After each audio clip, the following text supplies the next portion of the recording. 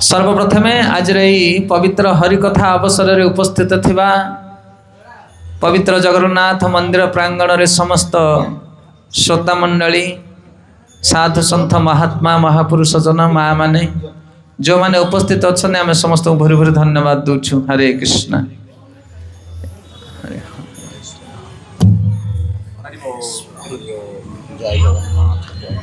एवं तत्पश्चात आज प्रोग्राम को जो मैंने व्यवस्था करिसेंती आमे बहुत दूर आसु खलिकोट अंचल एठु पाखापाखि 70 किलोमीटर ना 100 पर हो मत लगुच। तो कहीं जड़े महात्मा आमको डाकिछन्ते एठिके आसंतु टिके हरिकथा प्रवचन करिया पई सेति पई आमे छुट्टी आसु एते दूररू आउ आपण माने समस्त जानिछन्ती आज्ञा को आपणकर निकट से उपस्थित आमर विजय किशोर प्रभु आमे तांकर आध्यात्मिक नाम अनुसार जानू आपण अंचल आपण सहर से सुंदर व्यक्ति एवं एठारे अनेक श्रद्धालु भक्त मैंने अच्छा जो मैंने आमको यूट्यूब माध्यम देखुं आशा करते कि प्रभु जी आपण के आम सहर को आसतु एवं से श्रद्धा आ प्रेम जो आम मैंने आसी जाते दूर को से बहुत बहुत धन्यवाद जो मैंने आमको ये निमंत्रण कर जगन्नाथ महाप्रभुंकर पवित्र कथा कीर्तन करिवार जो सेवा अवसर आमको देइछन्ती आमे तो सेवक महाप्रभुंकर सेवक आपण मानकर सेवक सेवा करिया पय आमे माने आसु कृष्ण कथा रूपी सेवा भगवानकर कथा कीर्तन कही आपण मानकु एवं जगन्नाथ महाप्रभुंको प्रसन्न करिया पय आमे एठारे उपस्थित हिछु। आमर कोनोसी प्रकार योग्यता नाही जगन्नाथଙ୍କ कथा कीर्तन कला भली सेति पय सर्वप्रथमे रत्न सिंहासन अधिरूढ़ जगन्नाथ महाप्रभु चतुर्पार्श्व उपस्थित समस्त देवादेवी वृंद समस्त को आम प्रणाम करुछु। आपण माने कृपा करंतु जा फल आम महाप्रभुंकर स्वल्प अल्प गुणगान करिपारिबु। हरि अनंत हरि कथा अनंत भगवान को बुझा बुझा बड़ काठिकर पाठ बड़ बड़ देवता माने मध्य हार मानि जानती हरि कथा श्रवण आउ कीर्तन करने आपण मैंने समस्ते से कथा जानी थे।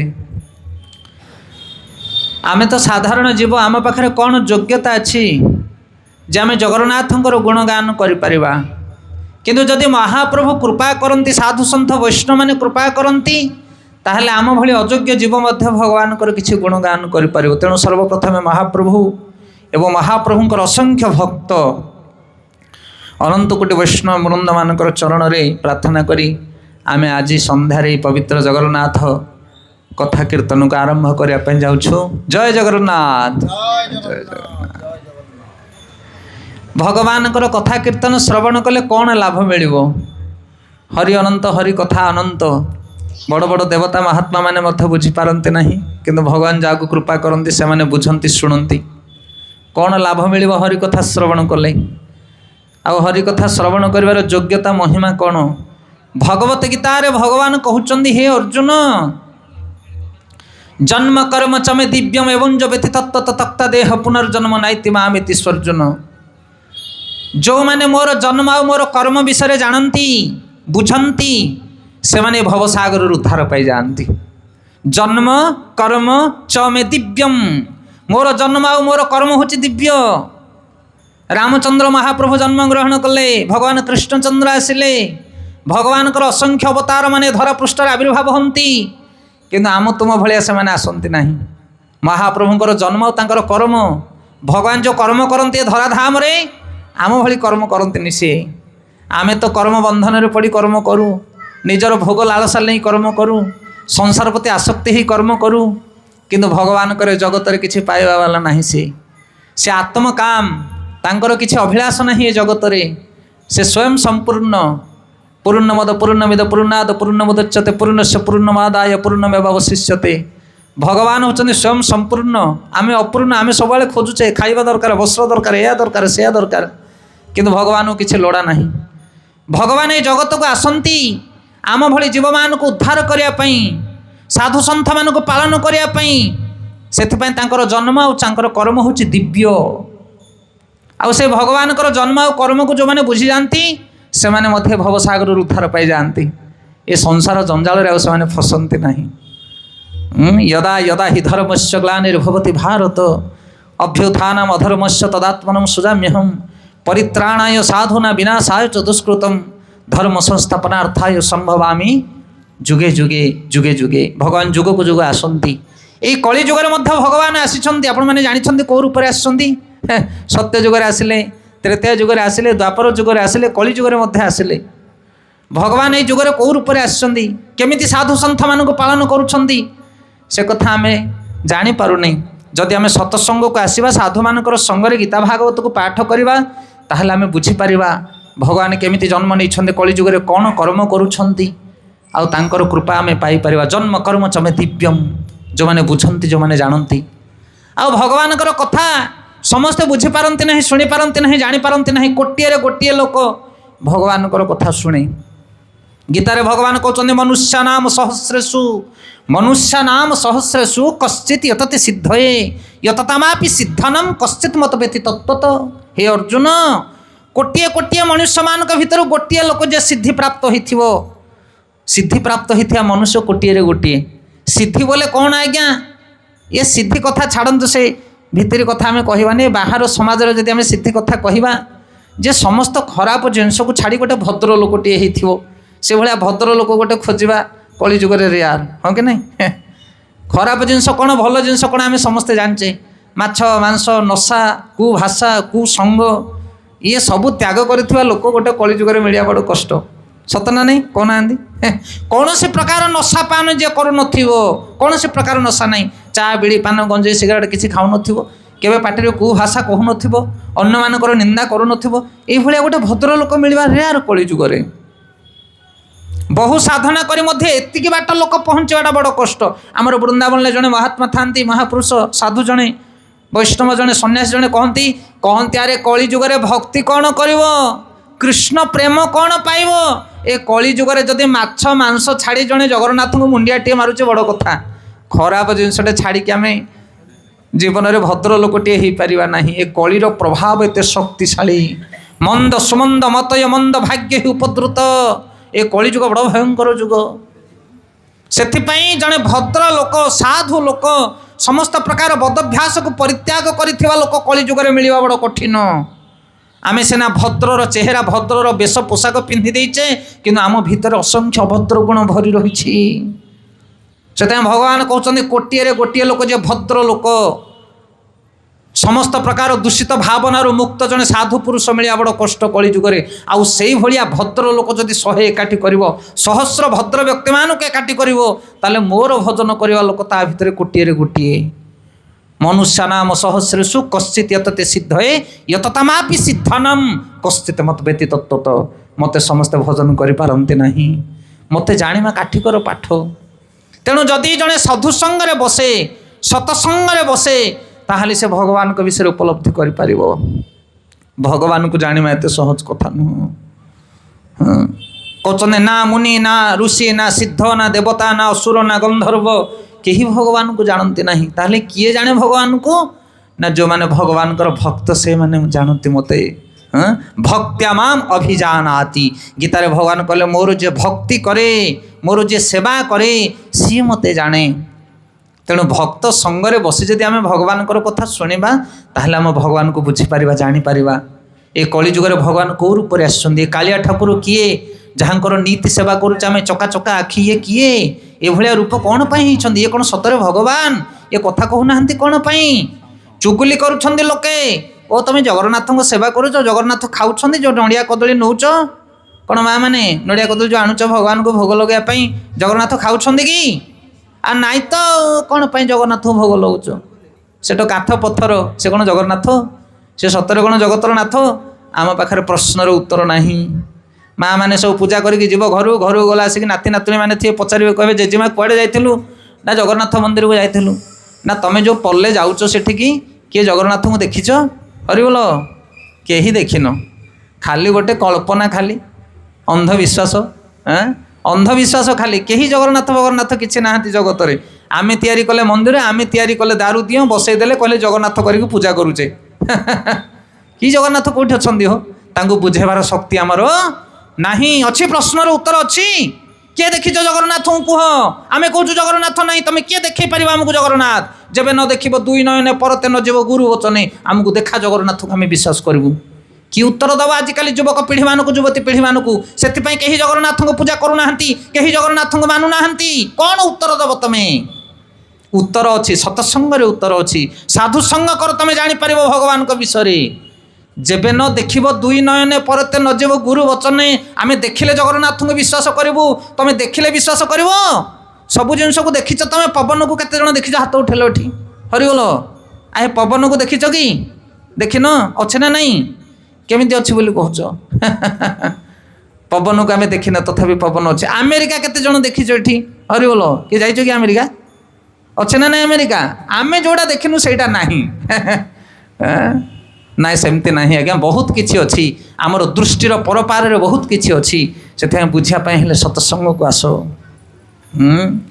भगवान कहते अहम सर्वस्व प्रभव मत्त सर्व प्रवर्तते इति मत्त भजन्ते मां बुद्धा भाव समन्विता अहम सर्वस्व प्रभव मु समस्तंगर प्रभु आमे शुणिमा जगन्नाथ देव किए सचराचर ब्रह्मांड तांकर सेवा करुछंती मु समस्तंगर प्रभु मु देव देव अहम सर्वस्व प्रभव मत्त सर्व प्रवर्तते मोठारू सबकि बाहरी आपण कौन से गोटे जिनस आणिक देखते आम आगे ये जगत भितर एमती कौन से द्रव्य अच्छी जहाँ भगवान ठार सृष्टि है माटी पानी पवन अग्नि आप जहाँ देखुं चतुर्भुवन भितर कौटू आसी सबू कौटू आसे लुहा आसी कौटू कारखाना लुहा केमती आसला ना लुहा पत्थर बाहर लगे लुहा पत्थर कौटू आसला ए माटी तलू आसला माटी किए तैयारी कला से सबू जिनसर स्रोत होचने भगवान सर्व कारण कारण होचने भगवान गोटे ट्रेन उपरे जड़े साधु हरिनाम जप कर जाउछंदी कॉलेज पिला पढ़ुआ पिला 4-5 जण बसी पाख सीट्रे चुगुली करके पचारुंट साधु को कहले साधु बाबा ना कौन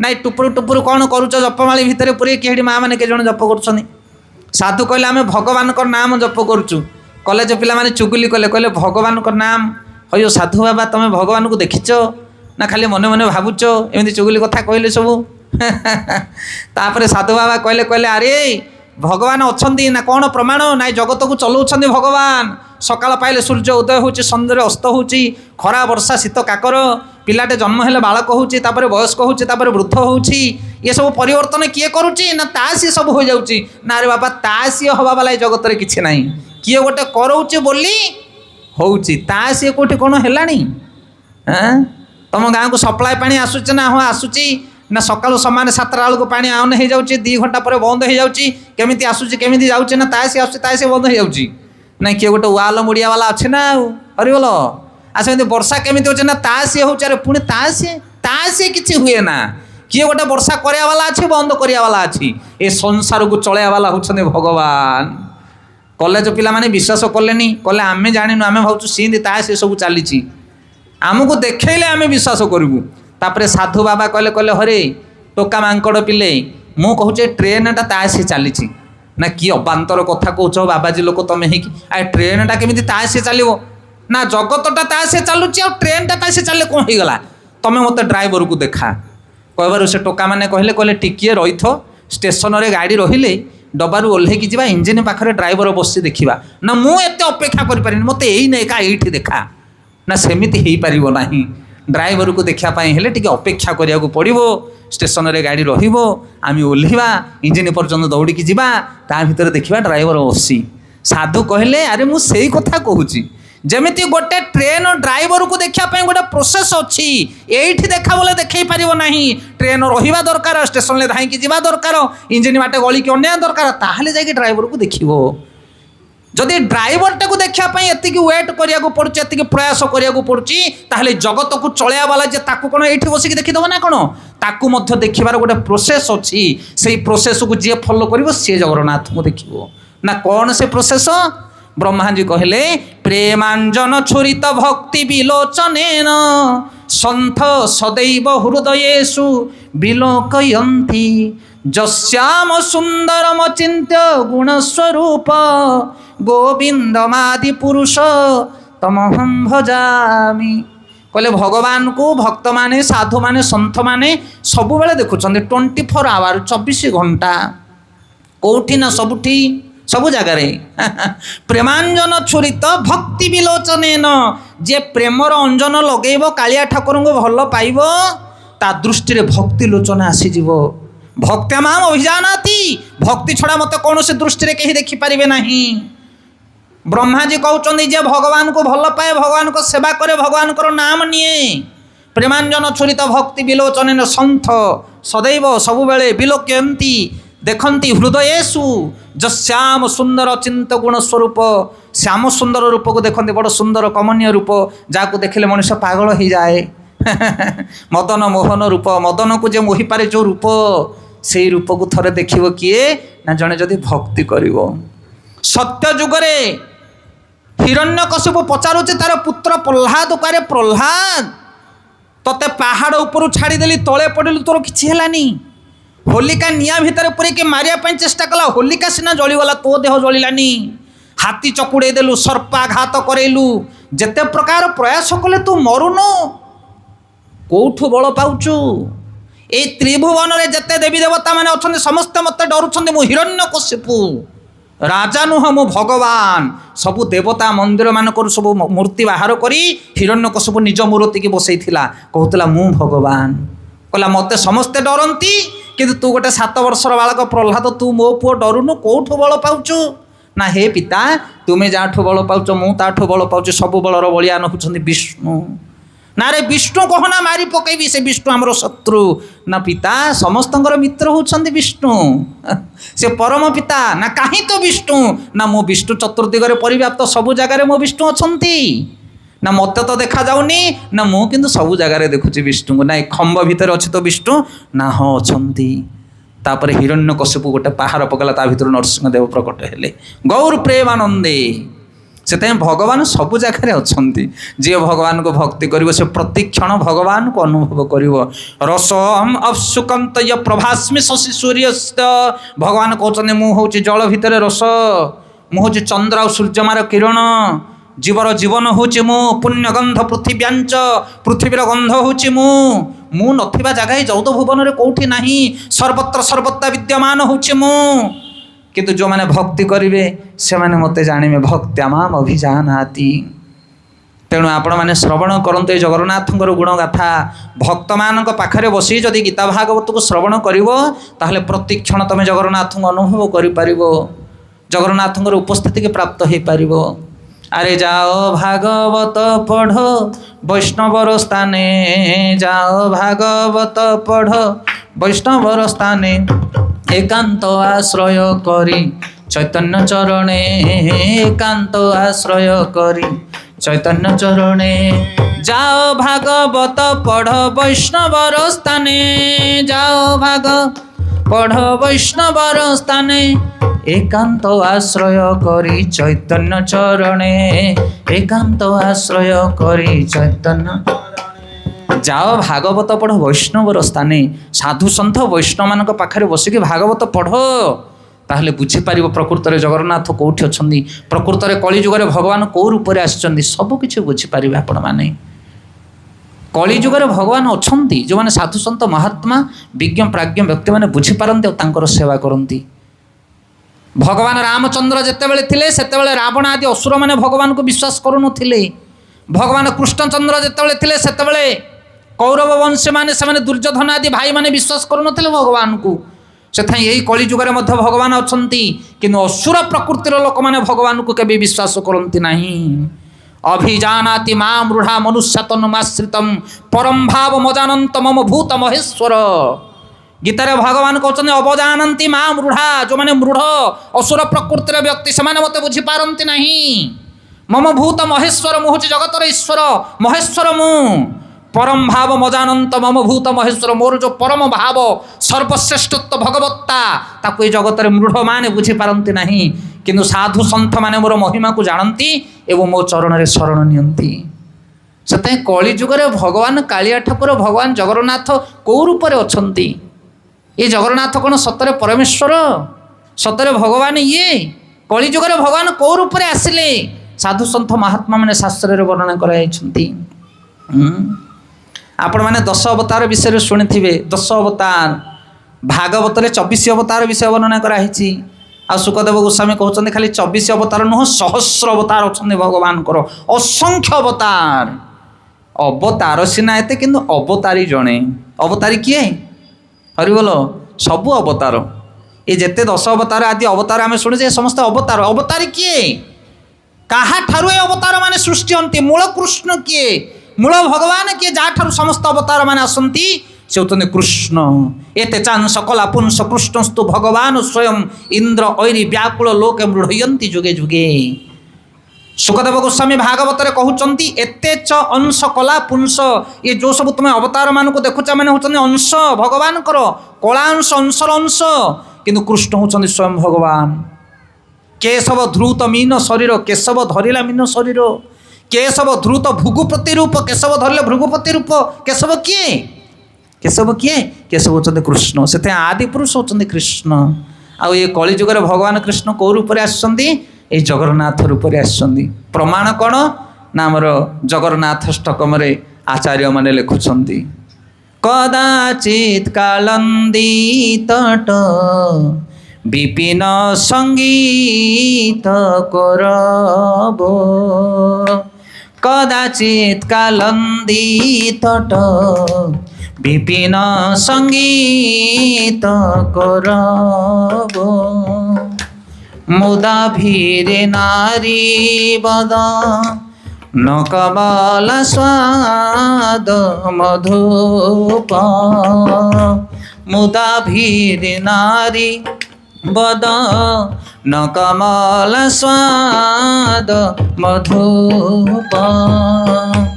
রমা শম্ভু ব্রহ্মামর পতি গণেশার্চিত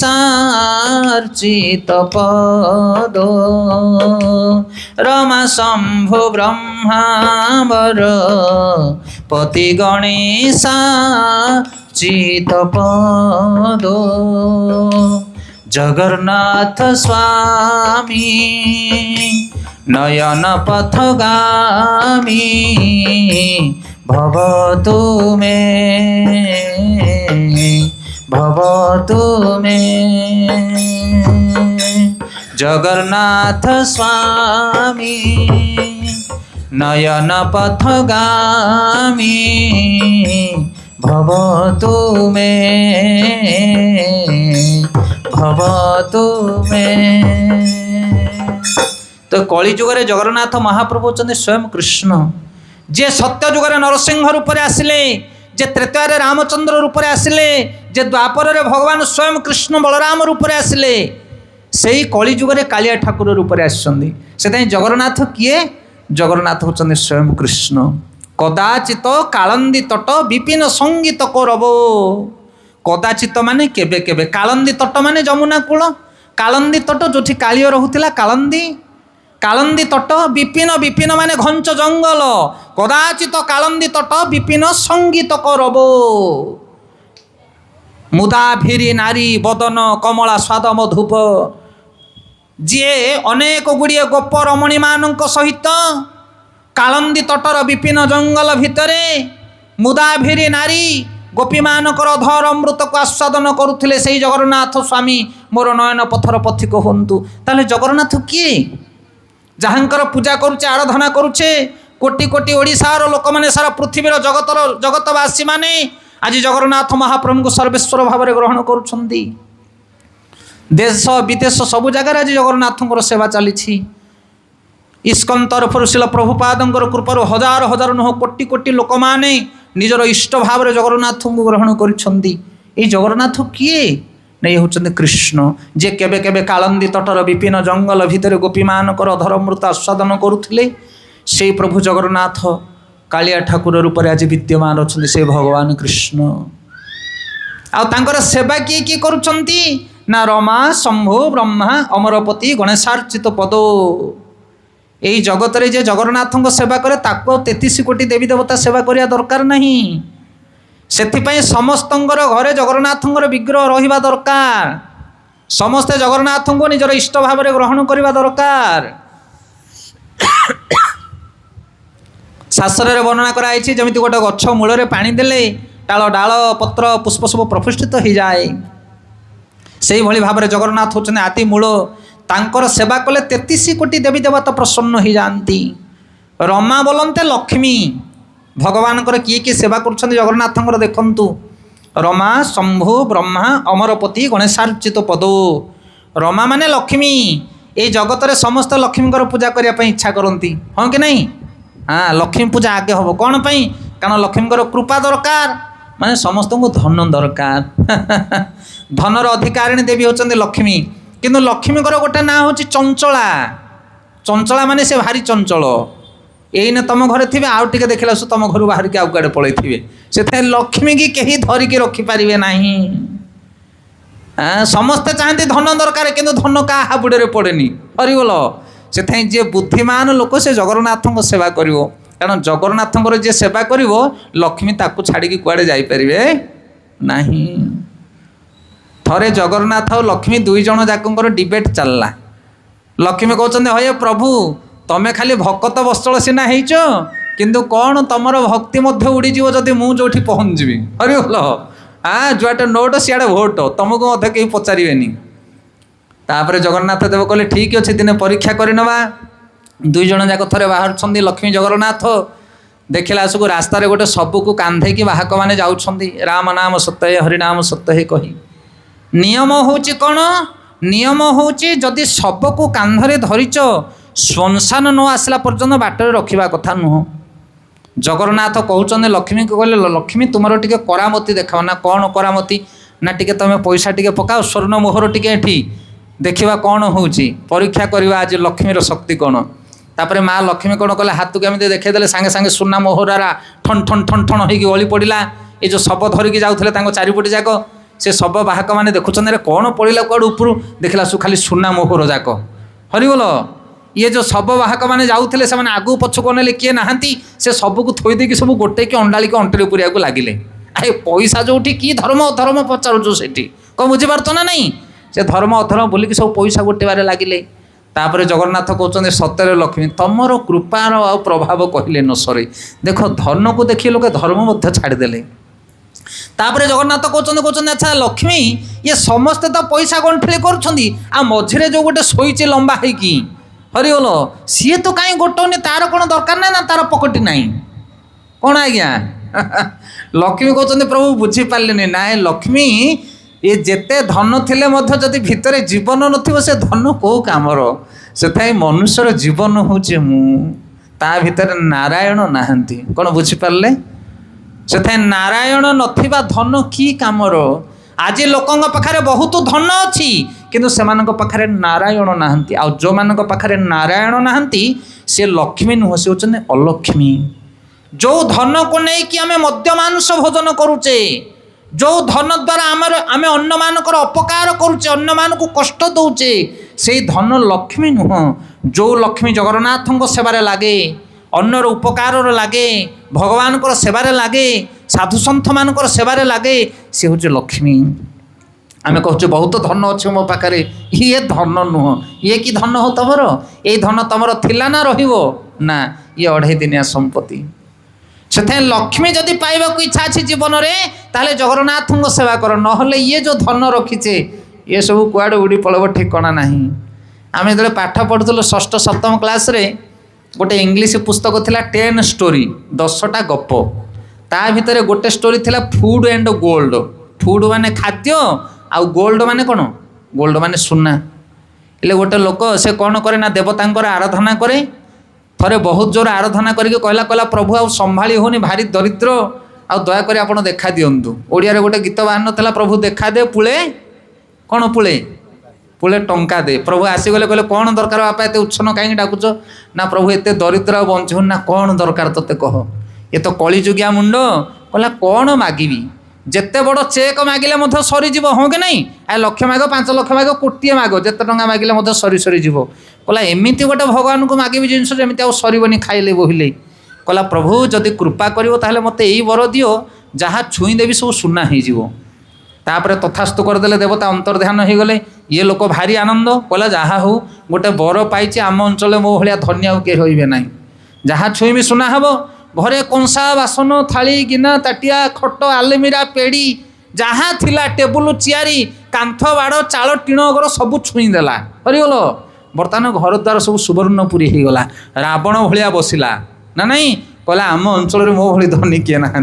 किसी समय पर भोक लगिला तापर तार गोटे झील था झील को डाकिला कहला माँ रुटी टिके डालमा टिके आनी खाइबा एथर झुए रुटी टिके डालमा टिके आनिक जो देला ये व्यक्ति जमी रुटीटा को धरी रुटीटा सुना हो गला हरिगल तापर डाली टिके खाइबा चेष्टा कला डाली सुना तंटी सुखी जाऊँगी पानी गिलास टाक धरला पीओ बोली से गिलास सुना पानी सुना एथर बापा सुना खारे धन मन पड़गला तार आकुल विकल है पुणी ठाकुर घर को गला मुंड पिटिकी डाकिला कहला प्रभु आ गोटे थर मो गुहारी शुण प्रभु कहला रे पुणी छानिया कहीं एबे परा बर देकी गली ना प्रभु से बर दरकार नहीं तुम बर तुम नहीं जो मुझे अच्छी भलरे अच्छी कौन बुझीपार कह कथा से जगन्नाथ सेवा करी बेसी धन मागना बड़ अड़ुआ पड़ज आज्ञा धन ये लिटरिकिया पानी बोतल ना नहीं कंपानी लिटरटे भरिकी देती ये ठिपी खोलिकी जदि आउ 10 लिटर पानी एथरे ढालिया रहिबो किए रहिबोनी कुआडे जीवो सब तले गली पड़ो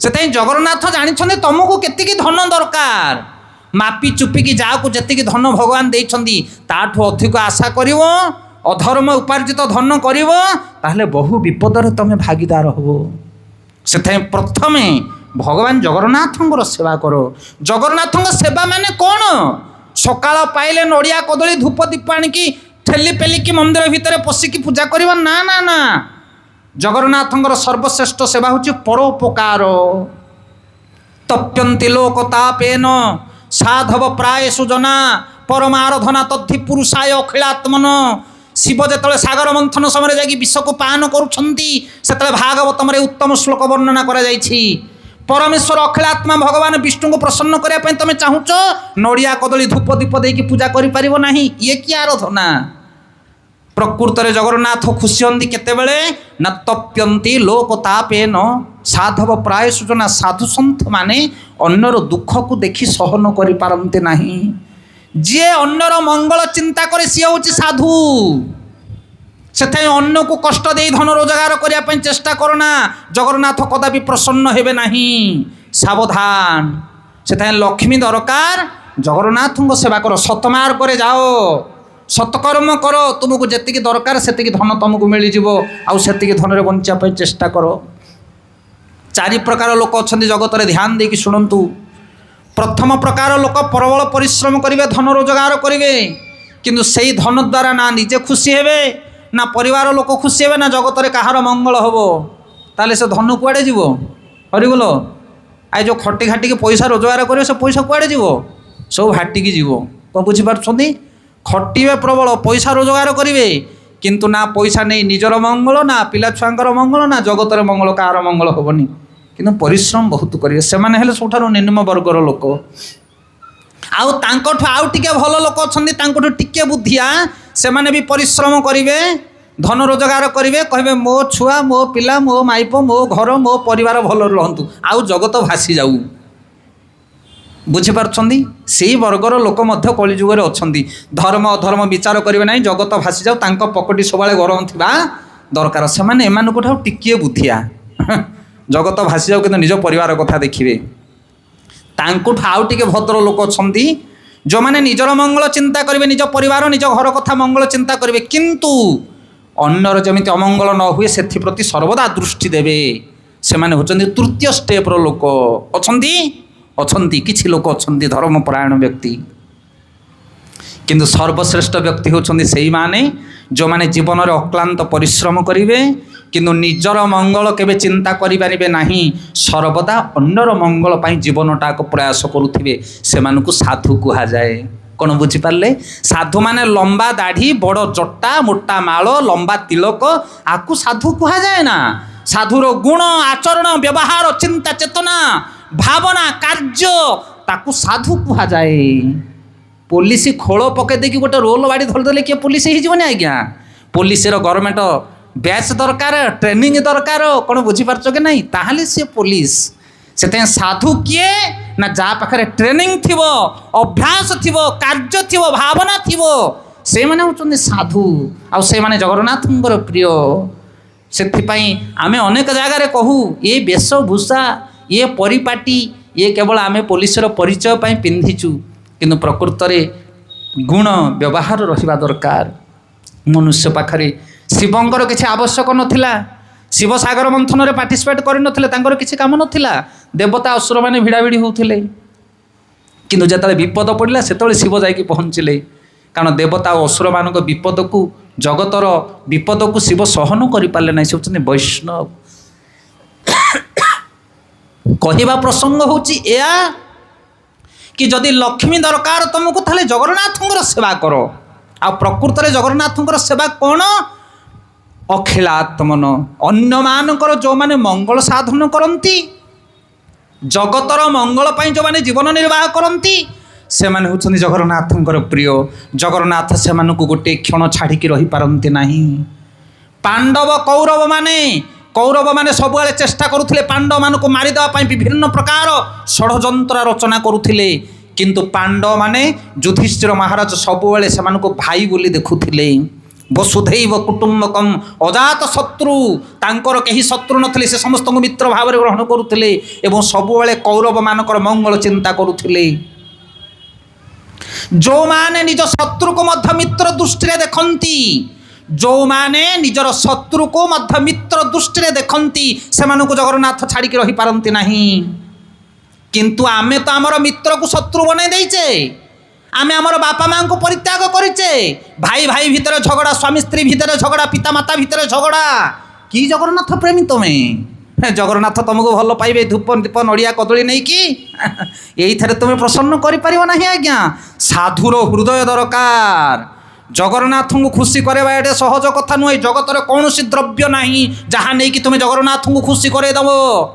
ଜଗନ୍ନାଥଙ୍କୁ ପ୍ରସନ୍ନ କରିବା ପାଇଁ ହେଲେ ଗୋଟେ ପବିତ୍ର ହୃଦୟ ଦରକାର, ଗୋଟେ ଶୁଦ୍ଧ ମନ ଦରକାର, ଆଉ ସେ ମନରେ ପବିତ୍ର ଭାବନା ଦରକାର। ସେ ହେଉଛନ୍ତି ଭାବଗ୍ରାହୀ ଜନାର୍ଦ୍ଦନ। କୌଣସି ଦ୍ରବ୍ୟ ଧନ ସମ୍ପତ୍ତିରେ ଜଗନ୍ନାଥଙ୍କୁ ଖୁସି କରିପାରିବ ନାହିଁ। ସେଥିପାଇଁ ଦାସିଆ ବାଉରୀ, ଭକ୍ତ ଶାଲବେଗ, ବନ୍ଧୁ ମହାନ୍ତି, ସବୁ ଋଣୀ, ଏମିତି ଅନେକ ଇତିହାସ ରହିଛି ଧରାପୃଷ୍ଠରେ, ଆପଣମାନେ ପାଠ କରନ୍ତୁ। ଧନ ଜ୍ଞାନକୁ ନେଇ ଜଗନ୍ନାଥଙ୍କୁ ତୁମେ ଖୁସି କରିପାରିବ ନାହିଁ। ତେଣୁ ଲକ୍ଷ୍ମୀ ଜଗନ୍ନାଥଙ୍କର ସେବା କରୁଛନ୍ତି। ତୁମକୁ ଯଦି ପ୍ରକୃତରେ ଧନ ଦରକାର ତାହେଲେ ଜଗନ୍ନାଥଙ୍କୁ ସେବା କର, ତୁମକୁ ଯେତିକି ଧନ ଭଗବାନ ଯୋଗାଇ ଦେବେ ସେତିକି। ଗୋଟେ ସୁନ୍ଦର କଥା କହିବା ଆପଣମାନଙ୍କୁ ଜଗନ୍ନାଥଙ୍କର ଧନର କୃପା ବିଷୟରେ। ଜଣେ ବ୍ୟକ୍ତି ଥିଲେ, ତାଙ୍କ ନାଁ ହେଉଛି ନରସିଂହ ମେହେଟା। ନରସିଂହ ମେହେଟା ବୋଲି ଜଣେ ଭକ୍ତ ଥିଲେ, ଭଗବାନଙ୍କର ଭାରି ଭଜନ କରନ୍ତି, ଭଗବାନଙ୍କ ଉପରେ ପୂର୍ଣ୍ଣ ବିଶ୍ୱାସ। ଗରିବ ଲୋକ, ଗୀତା ଭାଗବତ ପଢ଼ନ୍ତି। ତାଙ୍କର ଗୋଟେ ଝିଅଟିଏ ଥାଏ, ବଢ଼ିଲା ଝିଅଟିଏ।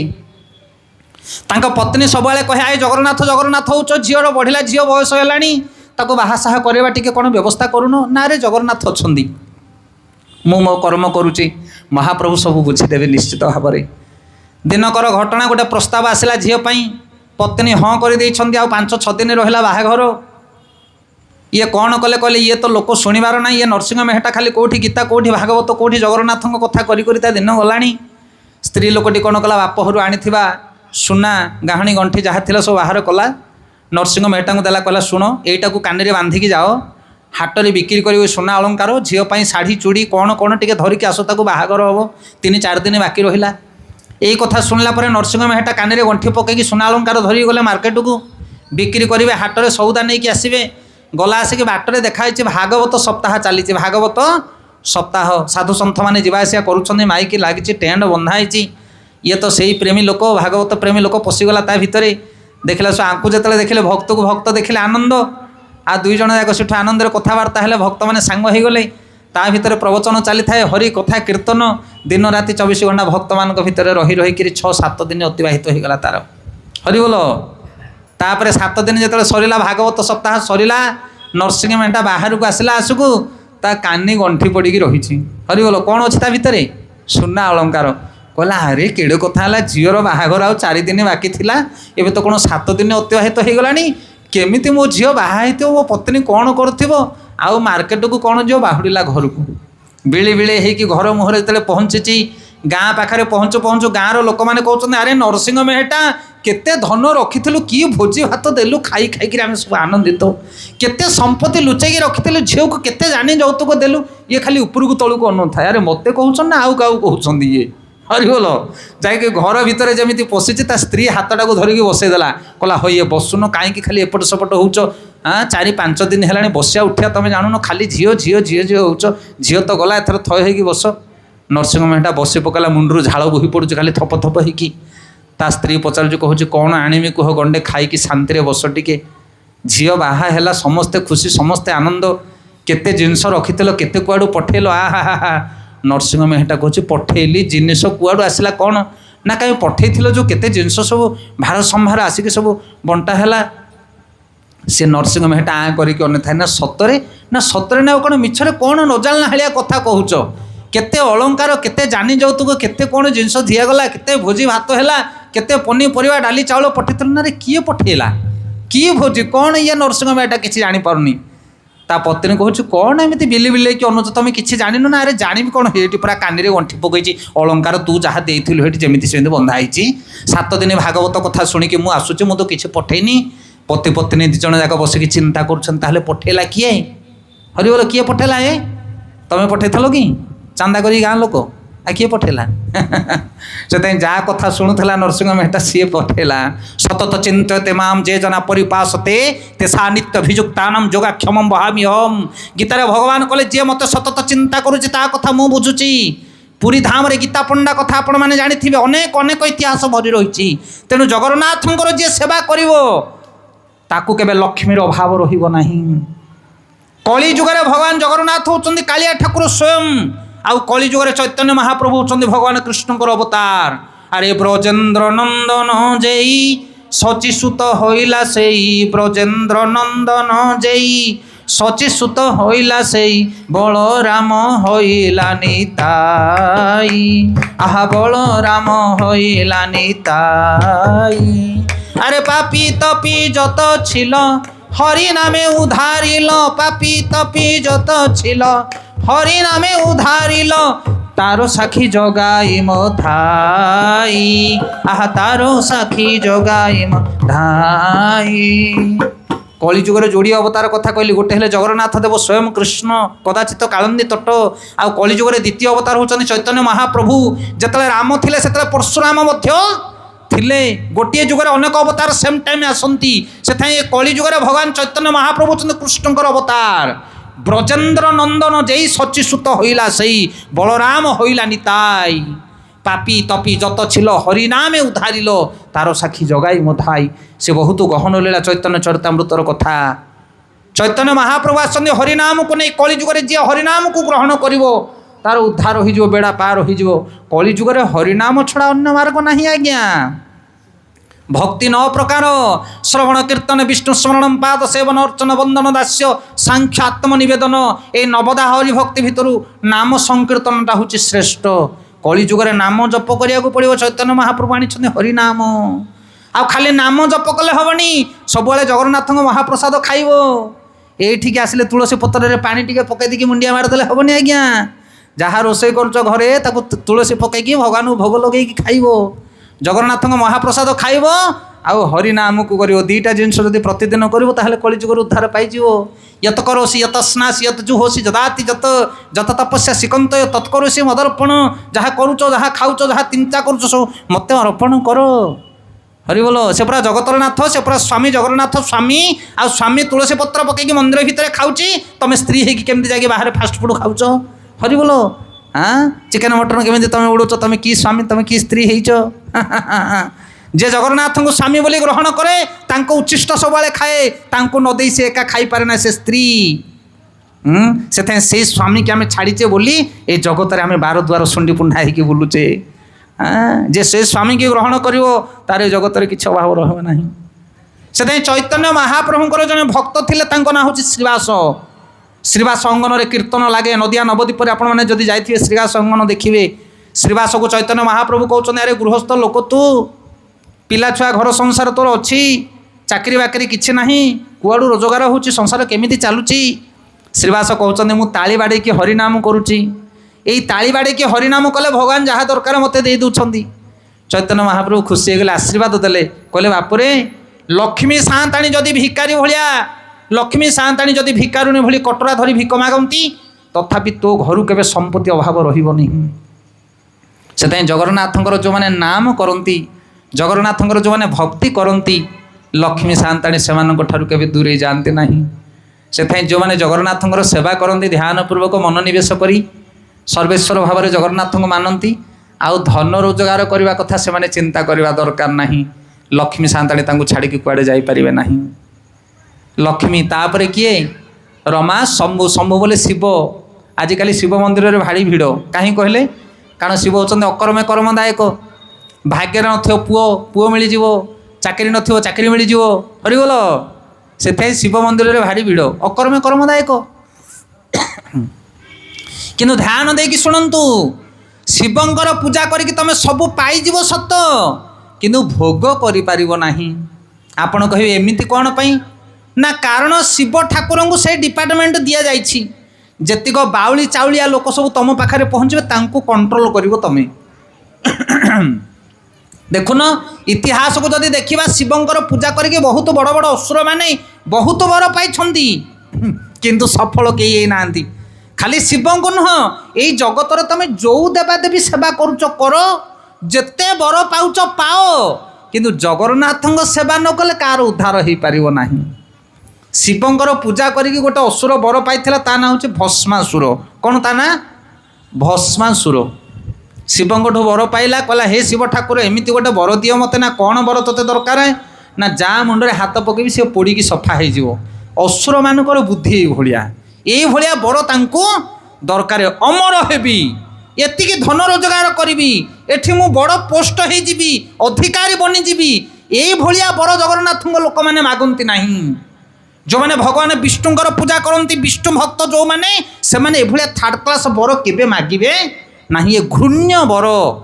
से चैतन्य महाप्रभु कहले न धनम न जनम न सुंदरी कविता बा जगदीश काम हे मम जन्मनि जन्मनीश्वर भवतात भक्ति अहित्व की तोई।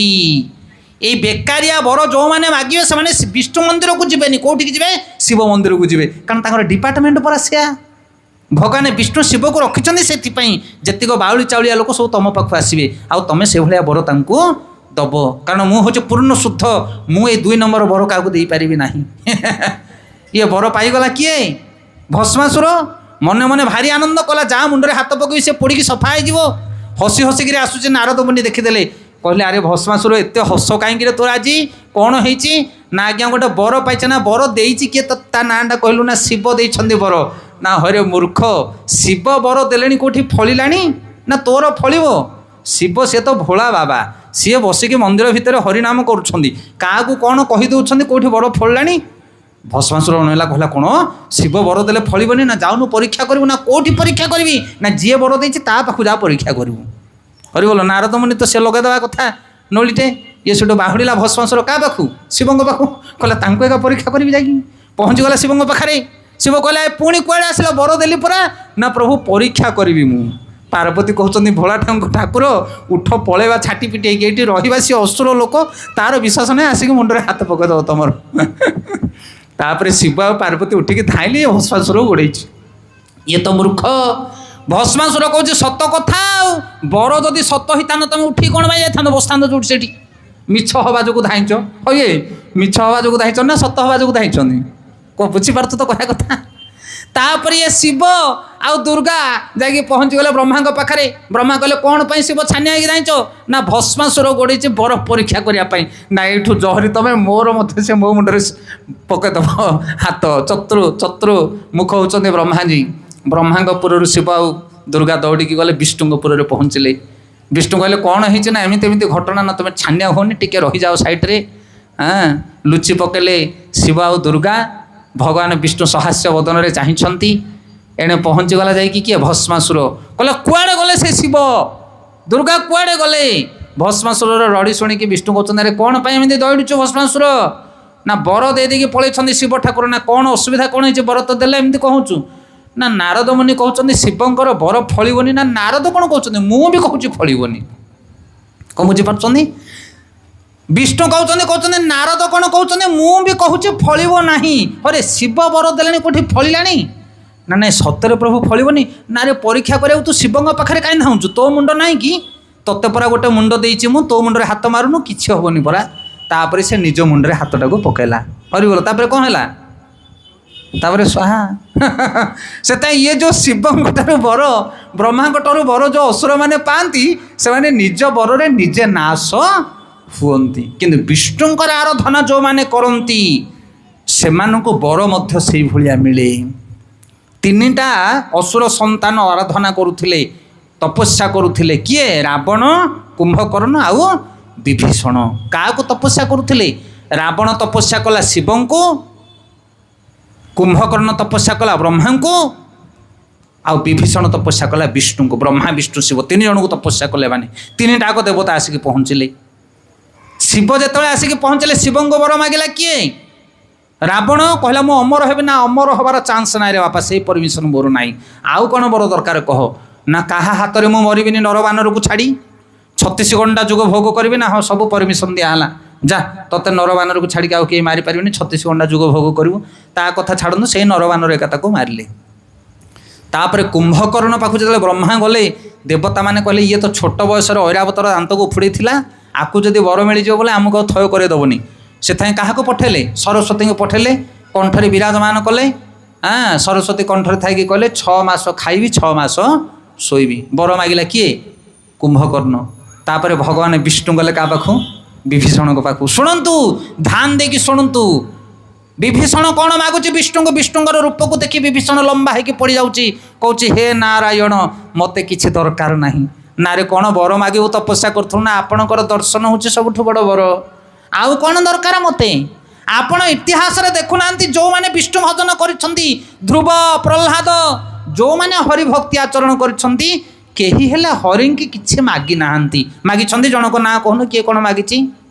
କେହି କିଛି ମାଗି ନାହାନ୍ତି। ସେଥିପାଇଁ ହରିଭକ୍ତ ଗୋଟିଏ ଜିନିଷ ମାଗେ, ହେ ଭଗବାନ, ମୁଁ ତୁମର ସେବା କରି କରି ମୋର ପ୍ରାଣ ଯାଉ, ମୁଁ ହେଉଛି ତୁମର ସେବକ ଦାସାନୁଦାସ। ଭଗବାନଙ୍କ ସେବା ଛଡ଼ା ଏ ଜଗତରେ କିଛି ଦରକାର ନାହିଁ ଆଜ୍ଞା। ଆଉ ଜଗତରେ କ'ଣ ବି ତମେ ପାଇଗଲେ ଖୁସି ହେଇପାରିବ ନାହିଁ। ଆରେ ଧନ ଯୌବନ ପୁତ୍ର ପରିଜନ, ଇଥେ କି ଅଛି ପରତୀତିରେ। ଏ ଧନ ଯୌବନ ପୁତ୍ର ପରିଜନ, ଇଥେ କି ଅଛି ପରତୀତିରେ। କମଲ ଜଳ ଦଳ জীবন টলমল, কমল জল দল জীবন টলমল, ভজহু হরিপদ নীতিরে মন, ভজহু হরিপদ নীতিরে। ମନୁଷ୍ୟ ଜଗତରେ ପାଗଳ ଭଳିଆ ବୁଲୁଛି କ'ଣ ପାଇଁ? ଧନ ଯୌବନ ପୁତ୍ର ପରିଜନ। ଧନ ଦରକାର, ସମ୍ମାନ ଦରକାର, ଜନ ଦରକାର, ଆଉ ପୁତ୍ର ପୁତ୍ରୀ। ଏଇଥିପାଇଁ ତ ପାଗଳ କ'ଣ ରାତି ରାତି ପର୍ଯ୍ୟନ୍ତ। କିନ୍ତୁ ଜୀବନ ଟଳମଳ ଆଜ୍ଞା। ମନୁଷ୍ୟ ଜୀବନଟା ପଦ୍ମପତ୍ର ଭିତରେ ପାଣି ଭଳିଆ। ଏଇ ଯେଉଁ ଧନ ସମ୍ପତ୍ତି, ଏ ଯେଉଁ ମାନ ସମ୍ମାନ ତୁମ ପାଖରେ ଅଛି, ନାକର ନିଶ୍ୱାସଟା ବନ୍ଦ ହେଇଗଲେ କେହି ଆଉ ତୁମର ଦୁଃଖ ଶୁଣିବେନି ଆଜ୍ଞା। ତୁମର ପୋଷ୍ଟ ପୋଜିସନ, ଧନ ସମ୍ପତ୍ତି ସବୁ ଏଠି ପଡ଼ିକି ରହିଯିବ। କମଲ ଜଲଦଲ ଜୀବନ ଟଲମଲ, ଭଜହୁଁ ହରିପଦ ନୀତିରେ। ତେଣୁ ପ୍ରତିଦିନ ହରିଙ୍କର ଭଜନ କର। ରାମ ନାମ ସତ୍ୟ ହେ, ହରି ନାମ ସତ୍ୟ ହେ। ଆଉ ଏଇ ଜଗତରେ ଯାହା ଅଛି ସବୁ ମିଥ୍ୟା। ସେଥିପାଇଁ ରମା, ଶମ୍ଭୁ, ବ୍ରହ୍ମା, ଅମରପତି, ଗଣେଶାର୍ଚ୍ଚିତ ପଦ, ସମସ୍ତ ଦେବାଦେବୀ ମାନେ ଏକାଧାରରେ ବିଷ୍ଣୁଙ୍କର ଭଜନ କରନ୍ତି। ସେମାନଙ୍କୁ ତ ତ୍ରାଣ ନାହିଁ, ଆଉ ତାଙ୍କର ଭଜନ କରି ତମେ କ'ଣ ତ୍ରାଣ ପାଇବ? ମୁକ୍ତି ପ୍ରଦାତା ଇତି ମୁକୁନ୍ଦ। ଜଗନ୍ନାଥଙ୍କ ସେବା ବିନା ଅନ୍ୟ ଗତି ନାହିଁ ଏ ଜଗତରେ। କିଏ ବି ହେଉଛି ହେଇଯାଉ। ସେଥିପାଇଁ ବ୍ରହ୍ମା, ଶିବ, ନାରଦ, ଅସିତ, ବ୍ୟାସ, ଦେବଳ, ଋଷି, ମୁନି, ସାଧୁ, ସନ୍ଥ ସମସ୍ତେ ଏକାଧାରରେ ଜଗନ୍ନାଥଙ୍କ ସେବା କରୁଛନ୍ତି। ଆଉ ଗୀତାରେ ଭଗବାନ କହିଲେ, ଯେ ଭଗବାନଙ୍କର ସେବା ନ କରେ ସେ ହେଉଛି ଅଳପ ବୁଦ୍ଧିଆ, ଅଜ୍ଞାନୀ। তে ভক্ত অল্প মেধসা যজন্তি যে অন্য দেবতা। যে মোর সেবা ন করে অন্য দেবী দেবতা মানকর পূজা করে সে হচ্ছে অল্প বুদ্ধিয়া। আর মোর যে সেবা করে সে হচ্ছে বুদ্ধিমান। যে অপি অন্য দেবতা ভক্ত্যা যজন্তি শ্রদ্ধয়া নিত্বা তে অপি মামেভ্য কন্তয় যজন্তি অবিধি পূর্বকম। গীতারে ভগবান কহিলে, যদি জনে অন্য দেবী দেবতা মানকর পূজা করুচি, তাকু বর দবা বালা মু, মোর হি পূজা করুচি সিয়ে, কিন্তু ইনডাইরেক্ট বা অবিধি পূর্বক। তাহলে বিধিটা কোণ? না, বিধি হচ্ছে সিধা জগন্নাথଙ୍କର সেবা কর। জগন্নাথ সাধারণ ব্যক্তি নুহନ୍ତି আজ্ঞা। যে জগন্নাথଙ୍କ সেবা করবে, তিନି ভুবনের সবু দেবাদেবী মানে কৃপা করবে তা উপরে। লক্ষ্মীଙ୍କର সেবা করিব বলে সরস্বতী তেড়েইকি চাহিবে, সরস্বতীଙ୍କର সেবা করিব লক্ষ্মী তেড়েইকি চাহিবে। হরি বল। ଧନ ଥିଲେ ଜ୍ଞାନ ନଥିବ, ଜ୍ଞାନ ଥିଲେ ଧନ ନଥିବ, କିନ୍ତୁ ଜଗନ୍ନାଥଙ୍କ ସେବା କରିବ ଧନ ବି ମିଳିବ, ଜ୍ଞାନ ବି ମିଳିବ। ତେଣୁ ବୁଦ୍ଧିମାନ ଲୋକ ଯେଉଁମାନେ ସେମାନେ ଜଗନ୍ନାଥଙ୍କ ସେବା କରନ୍ତି। ଆଉ କଳିଯୁଗରେ ଜଗନ୍ନାଥଙ୍କ ସେବା କରିବା ବଡ଼ ସହଜ। କେମିତି କଳିଯୁଗରେ ଜଗନ୍ନାଥ ସେବା କରିବେ ତା ବିଷୟରେ ଦୁଇ ପଦ ଆଲୋଚନା କରୁଛି, ଧ୍ୟାନ ଦେଇକି ଶୁଣନ୍ତୁ। ଟିକେ ପୂର୍ବରୁ ଆମେ କହୁଥିଲେ ଜଗନ୍ନାଥଙ୍କୁ ଧନ ସମ୍ପତ୍ତି ଦେଇ ଖୁସି କରିପାରିବେ ନାହିଁ। ଶାସ୍ତ୍ରରେ ବର୍ଣ୍ଣନା କରାଯାଇଛି କଳିଯୁଗରେ ଭଗବାନ ଜଗନ୍ନାଥଙ୍କୁ ଖୁସି କରିବା ପାଇଁ କ'ଣ ଉପାୟ, କ'ଣ କଲେ ଜଗନ୍ନାଥ ଖୁସି ହେବେ, ବିଧାନ କ'ଣ, ଧର୍ମ କ'ଣ, କଳିଯୁଗର ସନାତନ ଧର୍ମ କ'ଣ, କି ଧର୍ମ ଆଚରଣ କରି ଆମେ ଭଗବାନଙ୍କୁ ପ୍ରସନ୍ନ କରିବା। ମନ ଧ୍ୟାନ ଦେଇକି ଶୁଣନ୍ତୁ। ଭାଗବତରେ ବର୍ଣ୍ଣନା କରାଗଲା କୃତ ଚେଧାୟତେ ବିଷ୍ଣୁ ତ୍ରେତୟା ଯଜତେ ମଖେଇ ଦ୍ୱାପରେ ପରିଚର୍ଯ୍ୟା କୌଲ ତଦ ହରିକୀର୍ତ୍ତନା। ସତ୍ୟ ଯୁଗରେ ଥିଲା ତପସ୍ୟା, ଦେବତାମାନେ ଅସୁରମାନେ ସମସ୍ତେ ତପ ଆଚରଣ କରୁଥିଲେ, କାରଣ କଳିଯୁଗର ଯୁଗ ଧର୍ମ, ସତ୍ୟ ଯୁଗର ଯୁଗ ଧର୍ମ ଥିଲା ତପ। ତପସ୍ୟା ସମସ୍ତେ କରୁଥିଲେ। ହିରଣ୍ୟକଶିପ ଅସୁର ହେଇକି ମଧ୍ୟ ତପ ଆଚରଣ କଲା, କାରଣ ଗୋଟିଏ ମାର୍ଗ ଯୁଗ ଧର୍ମ ଥିଲା ତପ। ନରନାରାୟଣ ଋଷି ତପ ଆଚରଣ କଲେ, ସହସ୍ର କବଚ ଅସୁରକୁ ବିନାଶ କଲେ। ସେଥିପାଇଁ ସତ୍ୟ ଯୁଗର ଯୁଗ ଧର୍ମ ହେଉଛି ତପସ୍ୟା। ଆପଣ କହିବେ ଆମେ କଳିଯୁଗରେ ତପସ୍ୟା କରିବୁ, ସେଇ ଫେସିଲିଟି ନାହିଁ କଳିଯୁଗରେ। ତପସ୍ୟା କରିବା ପାଇଁ ହେଲେ ଜଣଙ୍କର ପରମାୟୁ 1,00,000 ବର୍ଷ ଦରକାର। ସତ୍ୟ ଯୁଗର ପରମାୟୁ ଥିଲା 1,00,000 ବର୍ଷ, 50,000 60,000 ବର୍ଷ ତପସ୍ୟା କରୁଥିଲେ ଲୋକମାନେ। ସେଥିପାଇଁ କଳିଯୁଗରେ ତପସ୍ୟା ହେଇପାରିବ ନାହିଁ। କୃତ ଚେଧାୟତେ ବିଷ୍ଣୁ ତ୍ରେତୟା ଯଜତେ ମଖେଇ, ମଖା ମହୋତ୍ସବା।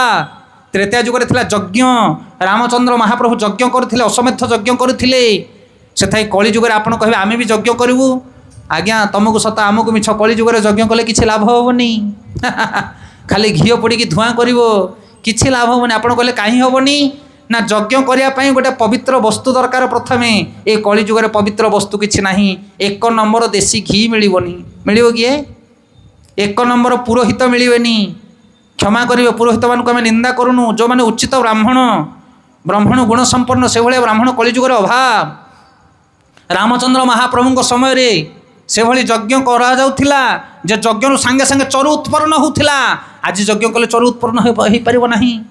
ଉପଯୁକ୍ତ ବସ୍ତୁ ନାହିଁ, ଉପଯୁକ୍ତ ପୁରୋହିତ ନାହାନ୍ତି, ଉପଯୁକ୍ତ କର୍ତ୍ତା ନାହାନ୍ତି। କର୍ତ୍ତା ଅଛନ୍ତି କିଏ? ରାମଚନ୍ଦ୍ର ମହାପ୍ରଭୁଙ୍କ ଭଳି ଗୋଟେ ଲୋକ କର୍ତ୍ତା ହେଇକି ବସିଲେ ସେ ଯଜ୍ଞ ସମ୍ପନ୍ନ ହେବ। କିଏ ଅଛି? ଏକ ପତ୍ନୀ ବ୍ରତଧର ରାଜର୍ଷି ଚରିତ ସୂଚି। ରାମଚନ୍ଦ୍ର ମହାପ୍ରଭୁ ଜଣେ ରାଜା ଥିଲେ, କିନ୍ତୁ ଋଷି ଭଳି ଜୀବନ ଅତିବାହିତ କରୁଥିଲେ। ଏବେ ତ ଋଷି ଯାକ ରାଜା ଭଳିଆ ବଞ୍ଚୁଛନ୍ତି। ହରିବୋଲ। ସେଥିପାଇଁ କର୍ତ୍ତା ମିଳିବେନି କଳିଯୁଗରେ। ଗାଁ ଗହଳିରେ ଯଦି ଯଜ୍ଞ କରାଯିବ, ବିଶ୍ୱଶାନ୍ତି ଯଜ୍ଞ, ଗାଁର ଗୋଟେ ଲୋକକୁ କର୍ତ୍ତା କରିକି ବସେଇବେ। କାହାକୁ ନା ଯିଏ ବେଶୀ ଡୋନେସନ୍ ଦେବ। କ'ଣ ବୁଝିପାରୁଛ ନା ନାହିଁ? ତାର 1000 ବଦଗୁଣ ଥାଉ, କିନ୍ତୁ ସିଏ ହେବ କର୍ତ୍ତା। କାହିଁକି ନା ପଇସା ଦେଇଛି। ଏ ଗୁଣବାନ ଲୋକ ସିନା ବସିଲେ ଯଜ୍ଞରୁ ଫଳ ମିଳିବ। ସେଥିପାଇଁ ଉପଯୁକ୍ତ ପୁରୋହିତ, ଉପଯୁକ୍ତ କର୍ତ୍ତା, ଉପଯୁକ୍ତ ଦ୍ରବ୍ୟ ହେଲେ ଯାଇକି ଯଜ୍ଞ ସଠିକ୍ ଭାବରେ ଫଳବତୀ ହେବ। ଏ କଳିଯୁଗରେ ଯଜ୍ଞ ହେଇପାରିବ ନାହିଁ। ଯଜ୍ଞକୁ ଯେଉଁ ପୁରୋହିତ ମାନେ ଆସିବେ ତାଙ୍କୁ ଏତେ ଦକ୍ଷିଣା ଦିଆଯିବ ଯେ ସେମାନେ ଦକ୍ଷିଣା ବୋହିକି ନେଇପାରିବେନି, ଅଧା ଛାଡ଼ିକି ପଳେଇବେ। କିନ୍ତୁ ଆମେ ଯେଉଁ ଯଜ୍ଞ କରୁଛେ ପୁରୋହିତମାନଙ୍କୁ ସନ୍ତୁଷ୍ଟ କରୁଛେ। ପୁରୋହିତ ମାଗୁଥିବେ କ'ଣ ଏଇ ବର୍ଷ କମେଇ ଦେଲ, ସେ ବୁଝାଳି ବାଲା କହୁଥିବେ ନିଅ ହେ ଆର ବର୍ଷକୁ ଆଉ ଟିକେ ଦେଖିକି ଦେବା। କ'ଣଟା ଦେଖିବ ତମେ? ଟାଣା ଭିଡ଼ା ଲାଗିବ ଗୋଟେ ଘଣ୍ଟାଏ ପୁରୋହିତ ଆଉ ସେ ଯେଉଁ ମିଟିଂ ମେମ୍ବର ମାନଙ୍କ ଭିତରେ। ନେଇଥ ଦେଇଥ, ହଁ ଦବା, ଏତିକି ନିଅ ସେତିକି ନିଅ। ଏତା କ'ଣ? ସେ ପାଲା ଡ୍ରାମା ବାଲା ଯେଉଁ ଥିଏଟର ବାଲା ଆସୁଛନ୍ତି, ଲକ୍ଷ ଲକ୍ଷ ଟଙ୍କା ଖର୍ଚ୍ଚ କରୁଛ, ହଁ କି ନାହିଁ? Light Mike sound ଟେଣ୍ଟରେ crore crore ଟଙ୍କା ଖର୍ଚ୍ଚ କରୁଛ, କିନ୍ତୁ ପୁରୋହିତ ମାନଙ୍କୁ ଦେଲା ଆସିକି 1000 ଭିଡ଼ା ଟଣା। କି ଯଜ୍ଞ କରିବ ତମେ? ସେଥିପାଇଁ ଯଜ୍ଞ କରିବାର ଯେଉଁ ଯୋଗ୍ୟତା, ଯେଉଁ ଦାନଶୀଳତା, ଯେଉଁ ଋଷି ପରାୟଣତା, ଏ ଗୁଣ କାହା ପାଖରେ ନାହିଁ। ସେଥିପାଇଁ କଳିଯୁଗରେ ଯଜ୍ଞ ସମ୍ପୂର୍ଣ୍ଣ ହେଇପାରିବ ନାହିଁ। ସତ୍ୟ ଯୁଗର ତପସ୍ୟା, ତ୍ରେତୟାରେ ଯଜ୍ଞ, ଦ୍ୱାପରରେ ସେବା। ଆପଣ କହିବେ କଳିଯୁଗରେ ଆମେ ସେବା କରିବୁ, କି ସେବା କରିବ ତମେ? ହରିବୋଲ। ସେବା ହେଇପାରିବ ନାହିଁ କଳିଯୁଗରେ। ଆମେ ଗଣେଶ ପୂଜା, ସରସ୍ୱତୀ ପୂଜା, ବିଶ୍ୱକର୍ମା ପୂଜାକୁ ଯାଉଛୁ ସବୁ ପ୍ରବଚନ ଦେବା ପାଇଁ। ବହୁତ ବଡ଼ ବଡ଼ ପେଣ୍ଡାଲ ମାନଙ୍କୁ ଯାଉଛୁ, ପୂଜା କରୁଛନ୍ତି। ଏଡ଼େ ବଡ଼ ବଡ଼ ବକ୍ସ ଲଗେଇଥିବେ, ଖାଲି ଦୁବୁ ଦୁବୁ କରି ଆବାଜ ହେଉଥିବ, ଫିଲ୍ମ ଗୀତ ବାଜୁଥିବ, ଆମକୁ ଡକେଇ ପ୍ରବଚନ ଦେବା ପାଇଁ। ପ୍ରଥମରୁ ଆମେ କହିବୁ ଆଜ୍ଞା ଟିକେ ବିନ୍ଧା ହେବ, କିନ୍ତୁ ଇଞ୍ଜେକ୍ସନ ଖାଇକି ରହିବ, ବୋଲେ ଦେହ ପା ଭଲ ହେବ। ଆମ କଥାରେ ଟିକେ ଟାଣ ଲାଗିବ, ତୁମକୁ ଯେଉଁ ଟାଣୁଆ କଥାରା କରୁଛ ତମେ, ଆମେ ସେମିତି କଥାରାକୁ କହିବୁ। ସାଧୁମାନେ ସତ କଥା କହିବେ। କ'ଣ ବୁଝିପାରୁଛ ନା ନାହିଁ? ହରିବୋଲ। ଏ ଜଗତର କଥା ସବୁ ବରକୋଳି ଭଳିଆ, ଉପରଟା ଖାଲି ଖଟା ମିଠା, କିନ୍ତୁ ଭିତରେ ସଲିଡ୍ କିଛି ନଥିବ। କିନ୍ତୁ ସାଧୁମାନଙ୍କର କଥା ଟିକେ ଟାଣ, ନଡ଼ିଆ ଭଳିଆ, ନାରିକେଳ ଭଳିଆ, କିନ୍ତୁ ଭିତରେ ରସାଳ। ଯେ ସାଧୁମାନଙ୍କର ଟାଣ କଥାକୁ ଶୁଣିବ ତା ଜୀବନଟା ମଧୁର ହୋଇଯିବ ପଇଡ଼ ଭଳିଆ। ସେଥିପାଇଁ ସେ ପଣ୍ଡାଲ ମାନଙ୍କରେ ଆମେ ଯାଇକି କହିବୁ, ଏ ଯେଉଁ ଏଡ଼େ ଏଡ଼େ ମାଇକି ଲଗେଇଛ, ଏତେ ବଡ଼ ବଡ଼ ବକ୍ସ ଲଗେଇଛ, ଫିଲ୍ମ ଗୀତ ବଜାଉଛ, ଏ ଯେଉଁ ନାଲି ନେଳି ଲାଇଟ୍ ଲଗେଇଛ ସେ ମେଢ଼ ଭିତରେ, ଏ ଭିତରେ କେଉଁ ଠାକୁର ବସିବେ ନାହିଁ? ବସିବେ? ମୁଁ କହିଲି ଏଇ ମଣ୍ଡପ ଭିତରୁ ଠାକୁରଙ୍କୁ ବାହାର କରିକି ତମକୁ ବସେଇଦେବା, ତମେ ବସିବ ତା ଭିତରେ?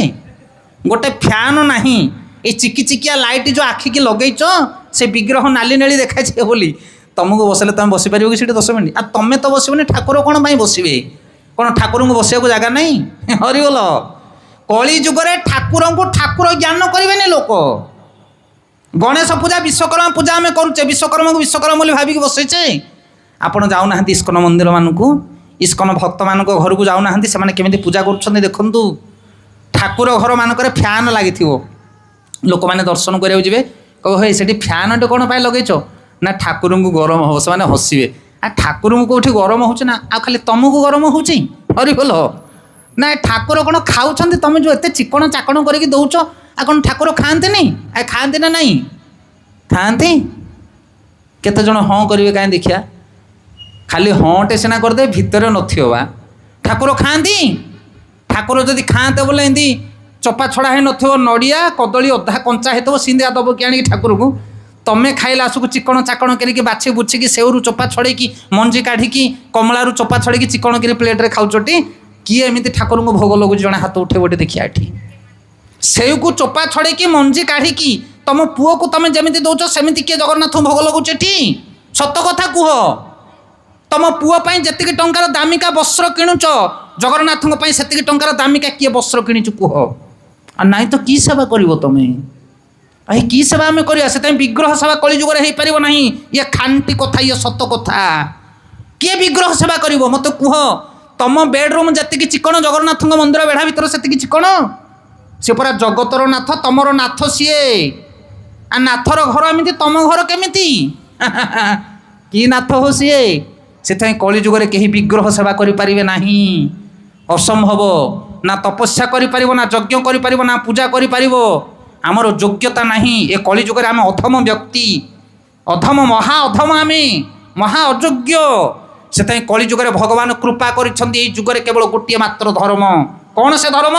ନା ସେ ଧର୍ମ ହେଉଛି ହରିନାମ ସଂକୀର୍ତ୍ତନ। ନାମ ସଂକୀର୍ତ୍ତନ ଯସ୍ୟ ସର୍ବ ପାପ ପ୍ରଣଶନମ୍। ଭାଗବତର ଶେଷ ପର୍ଯ୍ୟାୟରେ ବର୍ଣ୍ଣନା କରାଗଲା, ହରିନାମ ସଂକୀର୍ତ୍ତନ ହେଉଛି ଏକମାତ୍ର ଉପାୟ କଳି ଯୁଗରେ। ହରିନାମ ଛଡ଼ା ଅନ୍ୟ ଧର୍ମ କିଛି କଳି ଯୁଗରେ ଚାଲିବ ନାହିଁ। ଆପଣ ଯଦି ହରିନାମକୁ ଛାଡ଼ିକି ଅନ୍ୟ ଧର୍ମ ଗ୍ରହଣ କରିଛନ୍ତି, ତାହେଲେ ଆପଣ ଠକାମିରେ ପଡ଼ିଯିବେ। କୃତ ଚେଧାୟତେ ବିଷ୍ଣୁ ତ୍ରେତୟା ଯଜତେ ମୁଖେଇ ଦ୍ୱାପରେ ପରିଚର୍ଯ୍ୟା କୌଲ ତଦ୍ ହରି କୀର୍ତ୍ତନାଥ। କଳି ଯୁଗରେ ହରିନାମ ସଂକୀର୍ତ୍ତନ। ହାଡ଼ି ପାଣ ପଠାଣ, ମୁସଲମାନ ଖ୍ରୀଷ୍ଟିଆନ, ଶିକ୍ଷିତ ଅଶିକ୍ଷିତ, ଯୁବକ ବୃଦ୍ଧ, ଛୁଆଁ ଅଛୁଆଁ, ଜାତି ଗତି କିଛି ନାହିଁ, ସମସ୍ତେ ହରିନାମ ନେଇପାରିବେ। ସମସ୍ତେ ହରିନାମ ନେଇପାରିବେ, କାରଣ ଏ ହେଉଛି ଯୁଗ ଧର୍ମ। କଳି ଯୁଗର ଯୁଗ ଧର୍ମ ହେଉଛି ହରିନାମ। ସେଥିପାଇଁ ସମସ୍ତେ ହରିନାମ ନେଇପାରିବେ, ଏଇ ଯୁଗ ଧର୍ମ। ଆଉ ଯିଏ ହରିନାମ ନେବ ସିଏ ଜଗନ୍ନାଥଙ୍କର ପ୍ରିୟ ହେବ। ଜଗନ୍ନାଥଙ୍କୁ ଗୋଟିଏ ଜିନିଷ ଦରକାର, ହରିନାମ। ସେ ଗହନ କଥା। ସେଥିପାଇଁ କଳି ଯୁଗରେ ଆପଣମାନେ ହରିନାମ କରନ୍ତୁ, ଆପଣଙ୍କର ହୃଦୟ ପବିତ୍ର ହୋଇଯିବ, ଆପଣଙ୍କ ହୃଦୟରେ ଭାବ ପ୍ରକଟ ହେବ, ଆଉ ଜଗନ୍ନାଥଙ୍କର ଆପଣ ପ୍ରିୟ ହୋଇପାରିବେ। ମାଛ ମାଂସ ପିଆଜ ରସୁଣ ଛାଡ଼ିବେ, ମଦ ମାଂସ ଛାଡ଼ିବେ, ଜଗନ୍ନାଥଙ୍କୁ ଘରେ ବସେଇବେ, ତୁଳସୀ ଦେଇକି ତାଙ୍କର ସେବା କରିବେ, ତାଙ୍କୁ ପତି ଭଳି, ପୁତ୍ର ଭଳି, ବନ୍ଧୁ ଭଳି, ସଖା ଭଳି ତାଙ୍କୁ ସ୍ନେହ କରିବେ, ଜଗନ୍ନାଥଙ୍କର ଭକ୍ତ ବନିଯିବେ। ଜଗନ୍ନାଥଙ୍କ ବିନା ଆପଣ ଘଡ଼ିଏ ବଞ୍ଚିପାରିବେ ନାହିଁ। ସେଇ ଭାବନା ଆସିଯିବ। ଭାବଗ୍ରାହୀ ସିଏ। ହୃଦୟରେ ଭାବ ଉଦ୍ରେକ ହେବ କେତେବେଳେ? ନା ଯେତେବେଳେ ହୃଦୟଟା ନିର୍ମଳ ହେବ। ଆମ ଭିତରେ କାମ, କ୍ରୋଧ, ଲୋଭ, ମଦ ମାଂସ, ହିଂସା ଭରି ହେଇକି ରହିଛି, ଅଛି ନା ନାହିଁ? ଅଛି। ଭିତରେ ଖାଲି କୁଟ କୁଟ ଫୁଟ ଫୁଟ ହେଉଛି, ଭିତରେ ଅଜସ୍ର ଖରାପ ଗୁଣ। ଖାଲି ଉପରେ ଆମେ ପେଣ୍ଟ ମାରିଛି ସିନା, ଭିତରେ ବହୁତ ଖରାପ ଗୁଣ ଅଛି। ସେଇ ଖରାପ ଗୁଣକୁ ଆପଣ କାଟିପାରିବେ ନାହିଁ।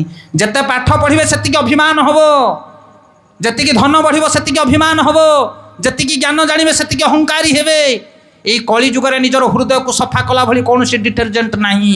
କେବଳ ହୃଦୟ ଶୁଦ୍ଧିକରଣ ହେବ ଭଗବାନଙ୍କର ନାମ ଉଚ୍ଚାରଣ କଲେ। ତେଣୁ ଆପଣମାନେ କଳି ଯୁଗରେ ଭଗବାନଙ୍କର ନାମକୁ ନିଅନ୍ତୁ। କଳିଯୁଗ ଯୁଗ ଧର୍ମ ହେଉଛି ହରିନାମ ସଂକୀର୍ତ୍ତନ, ଆ ଛଡ଼ା ଅନ୍ୟ ଉପାୟ ନାହିଁ। কলি যুগে নাম রূপে কৃষ্ণ অবতার, কলি যুগে নাম রূপে কৃষ্ণ অবতার, নাম হইতে হয় সর্ব জগত উদ্ধার, নাম হইতে হয় সর্ব জগত উদ্ধার। নাম বিনা কলি কালে নাহি আর ধর্ম, নাম বিনা কলি কালে নাহি আর ধর্ম, সর্বমন্ত্র সার নাম ଏହି ଶାସ୍ତ୍ର ମର୍ମ, ସର୍ବମନ୍ତ୍ର ସାର ନାମ ଏହି ଶାସ୍ତ୍ର ମର୍ମ। କଳି ଯୁଗରେ ନାମ ରୂପେ କୃଷ୍ଣ ଅବତାର, ଆଉ ନାମ ହଇତେ ହଇ ସର୍ବଜଗତ ଉଦ୍ଧାର। ଜଗତ ଉଦ୍ଧାର ହେବ ହରିନାମ ବିନା, ହରିନାମ ବିନା ଜଗତ ଉଦ୍ଧାର ହେଇପାରିବ ନାହିଁ। ସେଥିପାଇଁ ମରିବା ସମୟରେ ଆମେ କହୁଛେ ରାମ ନାମ ସତ୍ୟ ହେ, ହରିନାମ ସତ୍ୟ ହେ, ଆଉ ସବୁ ମିଥ୍ୟା ଆଜ୍ଞା, ମିଛ ମାୟା ସଂସାର।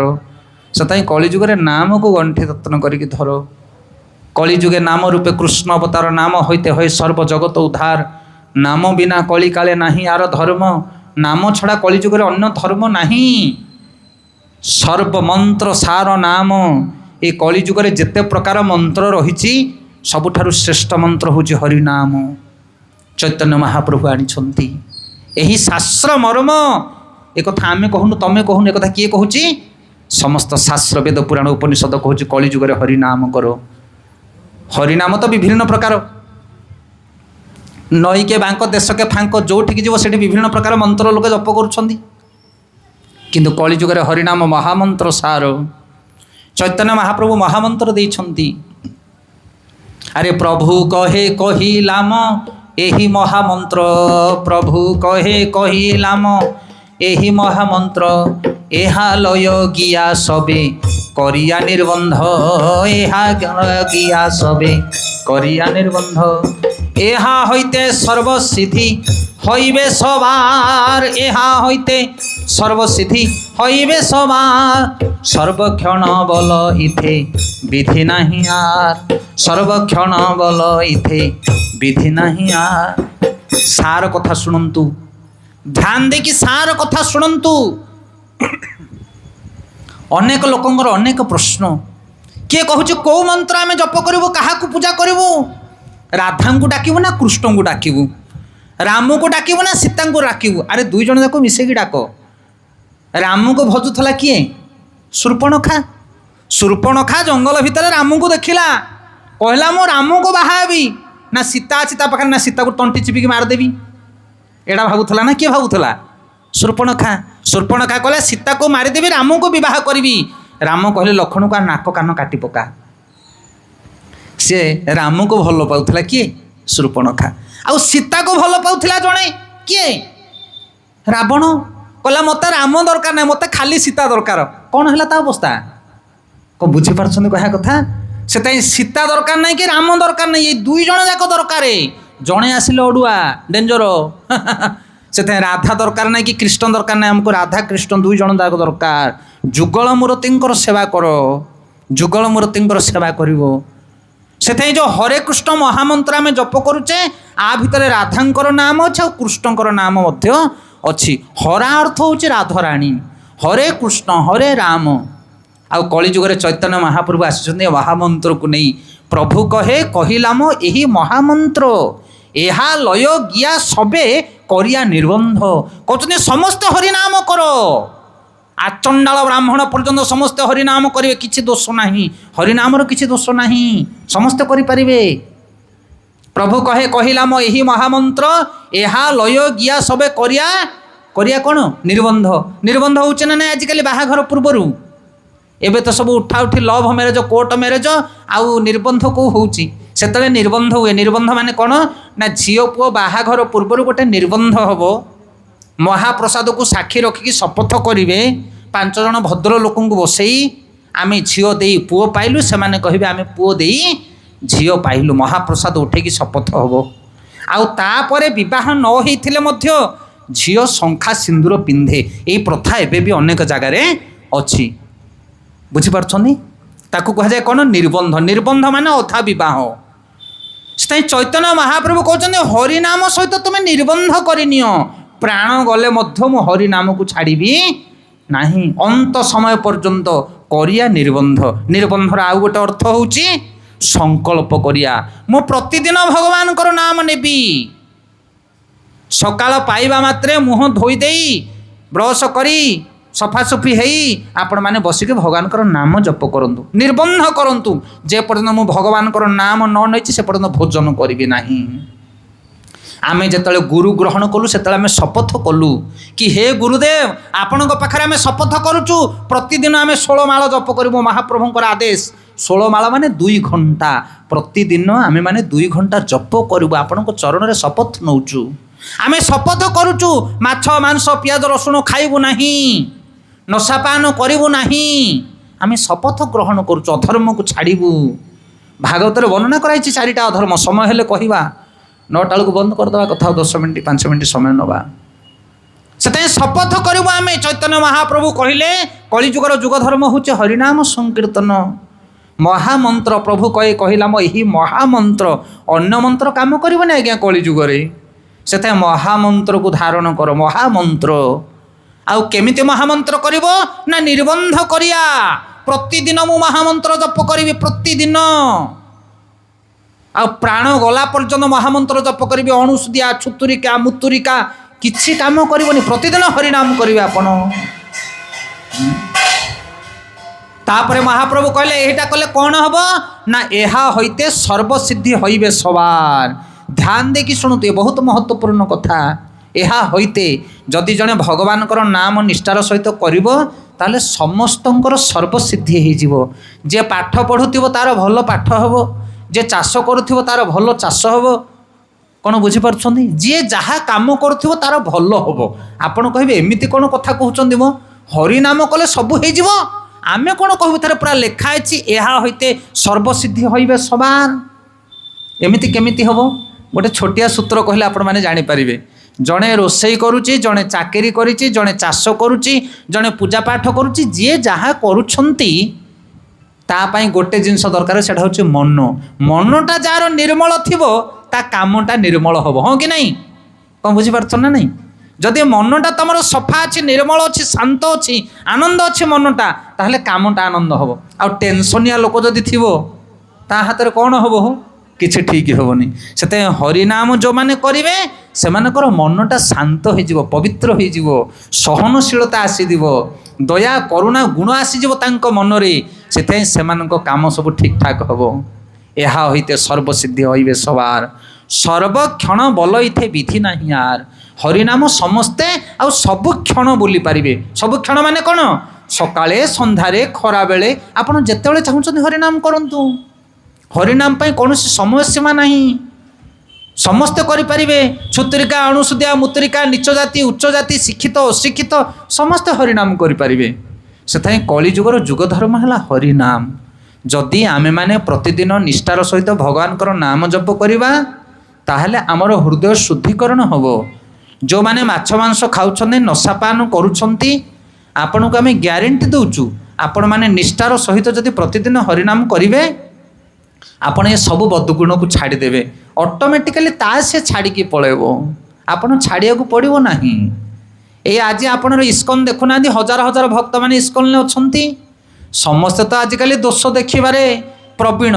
କ'ଣ କେଉଁ ସାଧୁ କେଉଁଠି ଛିଙ୍କିଦେଲା, କେଉଁଠି କ'ଣ କରିଦେଲା, ସେଇଟାକୁ ରିପୋର୍ଟର ବାଲା ନୋଟ୍ କରିଦେବେ, ସେଇଟା ଲୋକେ ଖାଲି ଘୋଷିବେ। କିନ୍ତୁ ସାଧୁମାନେ ଭଲ କାମ କ'ଣ କରୁଛନ୍ତି ସେଇଟା କେଉଁଠି ଡିସପ୍ଲେ ହେଉନି। ହେଉଛି କି? ସେଇଟା ପବ୍ଲିସିଟି ହେଉନି। ଲୋକମାନେ ସେ କହିଲା ମାଛି ଭଳିଆ ଗୋଟେ ଶରୀର ଭିତରେ ଯଦି କେଉଁଠି ଗୋଟେ ଘା ଟିକେ ଥିବ ସେ ମାଛି ବୁଲି ବୁଲି ଯାଇକି ସେ ଘାରେ ଏକା ବସିବ। କିନ୍ତୁ ମହୁମାଛି ହେବା ପାଇଁ ଚେଷ୍ଟା କର, ଗୁଣକୁ ଦେଖ। ଜଙ୍ଗଲଟା ଆଗ ବୁଲିବ, ମହୁମାଛି ବୁଲି ବୁଲି ଯାଇକି ଫୁଲ ଉପରେ ବସିବ। ଆଜିକାଲି ଦୋଷ ଦୁର୍ଗୁଣ ଲୋକ ଦେଖୁଛନ୍ତି। କିନ୍ତୁ ଇସ୍କନ ସାରା ପୃଥିବୀରେ ଆଜି ପ୍ରଚାର କରିଛି, କୋଟି କୋଟି ଲୋକମାନେ ମଦ ମାଂସ ପିଆଜ ରସୁଣ ଛାଡ଼ି ହରିନାମ ଜପ କରୁଛନ୍ତି, ଜଗନ୍ନାଥଙ୍କୁ ଇଷ୍ଟ ଭାବରେ ଗ୍ରହଣ କରିଛନ୍ତି। ଇଏ ଛୋଟିଆ କଥା ନୁହେଁ ଆଜ୍ଞା। ମାଛ ମାଂସ ଛାଡ଼ିଦେବାଟା ବହୁତ ବଡ଼ ଜିନିଷ କଳିଯୁଗରେ। ନଶାପାନ ଛାଡ଼ିଦେବାଟା ବହୁତ ବଡ଼ ଜିନିଷ। ବହୁତ ବଡ଼ ବଡ଼ ଭଦ୍ର ଲୋକମାନଙ୍କୁ ଆମେ ଦେଖିଛୁ। କିନ୍ତୁ ଜୀବ ହତ୍ୟା କରୁଥିବେ, ନଶାପାନ କରୁଥିବେ, କି ଭଦ୍ରତା ଅଛି ଆମ ପାଖରେ? ଇଏ ସିଧା କଥା ଆଜ୍ଞା। ସାଧୁମାନଙ୍କର ବାଣୀ ଟିକେ ଟାଣ ହେଇପାରେ କିନ୍ତୁ ଏଟା ଆମ ପାଇଁ ଉପଯୋଗୀ, ମଙ୍ଗଳକାରୀ। ଇଏ ବିଦେଶ ମାନେ ଛାଡ଼ିଦେଲେ ମଦ ମାଂସ। ଯେଉଁମାନେ ମଣିଷ ମାଂସ ଭୋଜନ କରୁଥିଲେ, ଯେଉଁମାନେ ପଶୁ ମାଂସ, କୁକୁର ବିଲେଇ ଗୋମାଂସ ଖାଉଥିଲେ, ଯେଉଁମାନେ Chinese, American, African, Italian American ସବୁ ପୁରା ପୁରା ପୃଥିବୀ ପୃଷ୍ଠରେ କୋଣ ଅନୁକୋଣର ଲୋକମାନେ ସେମାନେ ଆମିଷ ମଦ ମାଂସ ଛାଡ଼ିଦେଲେ। ଯେଉଁମାନେ ବସ୍ତ୍ର ପିନ୍ଧିବାର ଜାଣିନଥିଲେ ଅର୍ଦ୍ଧ ଉଲଗ୍ନ ହେଇକି ବୁଲୁଥିଲେ, ଗୋଟେ ଗୋଟେ ନାରୀର ପାଞ୍ଚଟା ସ୍ତ୍ରୀ, ଗୋଟେ ଗୋଟେ ନାରୀର ପାଞ୍ଚଟା ସ୍ୱାମୀ, ଗୋଟେ ଗୋଟେ ସ୍ୱାମୀର ପାଞ୍ଚଟା ସ୍ତ୍ରୀ ଯେଉଁଠି ରହୁଥିଲେ ବିଦେଶରେ, କୌଣସି ପ୍ରକାର ସଂସ୍କାର ସଂସ୍କୃତି ନଥିଲା। ଆଜି ସେମାନେ କେଉଁ ନୈତିକତାକୁ ପାଳନ କରୁଛନ୍ତି? କାହାର ପ୍ରଭାବ? ହରିନାମର ପ୍ରଭାବ। ସେମାନେ ଭଗବାନଙ୍କର ନାମକୁ ଗ୍ରହଣ କଲେ, ସେଥିପାଇଁ ତାଙ୍କ ଜୀବନରେ ଏତେ ବଡ଼ ପରିବର୍ତ୍ତନ ଆସିଲା। ଆପଣମାନେ ଯେଉଁମାନେ ଆଜି କଥା ଶୁଣୁଛନ୍ତି, ଆମିଷ ଖାଉଛନ୍ତି, ନଶାପାନ କରୁଛନ୍ତି, କାନରେ ଗୋଟେ ଗଣ୍ଠି ପକାଇ ଗଲେ ଦେଖିବା ଘରକୁ ମୁଁ ଆଜିଠୁ ଆମିଷ ଛାଡ଼ିଦେବି, ଦେଖିବା କେମିତି ଛାଡ଼ିଦେବେ? ଛାଡ଼ିପାରିବେ ନାହିଁ। ଆମେ ଗ୍ୟାରେଣ୍ଟି ଦେଉଛୁ ଛାଡ଼ିପାରିବେ ନାହିଁ। ହରିବୋଲ। ନା ମୁଁ ଆଜିଠୁ ଗଣ୍ଡେଇ ଖାଉଛି ଛାଡ଼ିଦେବି, ବିଡ଼ି ଖାଉଛି ଛାଡ଼ିଦେବି, ନଶାପାନ କରୁଛି ଛାଡ଼ିଦେବି। ଛାଡ଼ିଲେ ଦେଖି। ହରିବୋଲ। ଛାଡ଼ିପାରିବେ ନାହିଁ। ମହାଶକ୍ତିଶାଳୀ ନଶା ଭିତରେ ଅଛି। ଭଗବାନ କହୁଛନ୍ତି ଦୈବୀ ଏସା ଗୁଣମୟୀ ମମ ମାୟା ଦୁରନ୍ତୟା ମାମେ ବଜେ ପ୍ରପଦ୍ୟନ୍ତେ ମାୟା ମେତା ତରନ୍ତିତେ। ନଶା ଭିତରେ ମୋର ଶକ୍ତି, ନାରୀ ଭିତରେ ମୋର ଶକ୍ତି, ଲୋଭ ଭିତରେ ମୋର ଶକ୍ତି। ସେଥିପାଇଁ ତୁମ ଶକ୍ତିରେ ତୁମେ ଆକୁ ଛାଡ଼ିପାରିବ ନାହିଁ। ଯେ ମୋର ଶରଣ ନେବ, ମୋର ନାମ କରିବ, ମୋର ଭଜନ କରିବ, ମୋର ଭକ୍ତି କରିବ, ମୁଁ ତା ପାଖରୁ ଏସବୁ ଜିନିଷ ଛଡ଼େଇ ଦେବି। ତମେ ଛାଡ଼ିଦେବ? ଛାଡ଼ିଦେଲ ଦେଖି। ଗୋଟେ ଲୋକ ନଶା ପାନ କରି କରି ତା ପାଟି ଭିତରେ ଗୋଟେ ଘା ବାହାରିଲା, କ୍ୟାନ୍ସର ହେଇଗଲା ତାକୁ। ଗଲା ଡକ୍ଟର ପାଖକୁ, ଦେଖେଲା, କହିଲା ଆଜ୍ଞା ପାଟି ଭିତରେ ଗୋଟେ ଫୋଡ଼ ବାହାରିଲାଣି। ନା ତମକୁ କ୍ୟାନ୍ସର ହେଇଛି, ନଶାପାନ କରୁଛ? ନା ହଁ କରୁଛି। କ'ଣ ଖାଉଛ? ନା ସବୁ ଖାଉଛି, ବିଡ଼ି ଗଞ୍ଜେଇ ପାନ ଅଫିମ ଗୁଡ଼ାଖୁ ଇତ୍ୟାଦି। ନା ସବୁ ଛାଡ଼ି ପକା ନହେଲେ ମରିଯିବୁ। ଛାଡ଼ିବୁ? ନା ଆଜ୍ଞା ଛାଡ଼ିବି। ନା ମେଡ଼ିସିନ ଲେଖିକି ଦେଇଦେଲେ ଡକ୍ଟର, କହିଲେ କାଲିଠୁ ଆଉ ନଶାପାନ କରିବୁ ନାହିଁ, ସକାଳେ ସଞ୍ଜରେ ବିଧିପୂର୍ବକ ମେଡ଼ିସିନ ଖାଇବୁ, 15 ଦିନ ପରେ ଆସିବୁ ଦେଖା କରିବା ପାଇଁ। 15 ଦିନ କ'ଣ 10 ଦିନ ପରେ ସେ ଲୋକ ଆସିକି ପହଞ୍ଚିଗଲା। ଡକ୍ଟର କହିଲେ କ'ଣ ହେଇଛି ବାବା, କ'ଣ ପଳେଇ ଆସିଲୁ?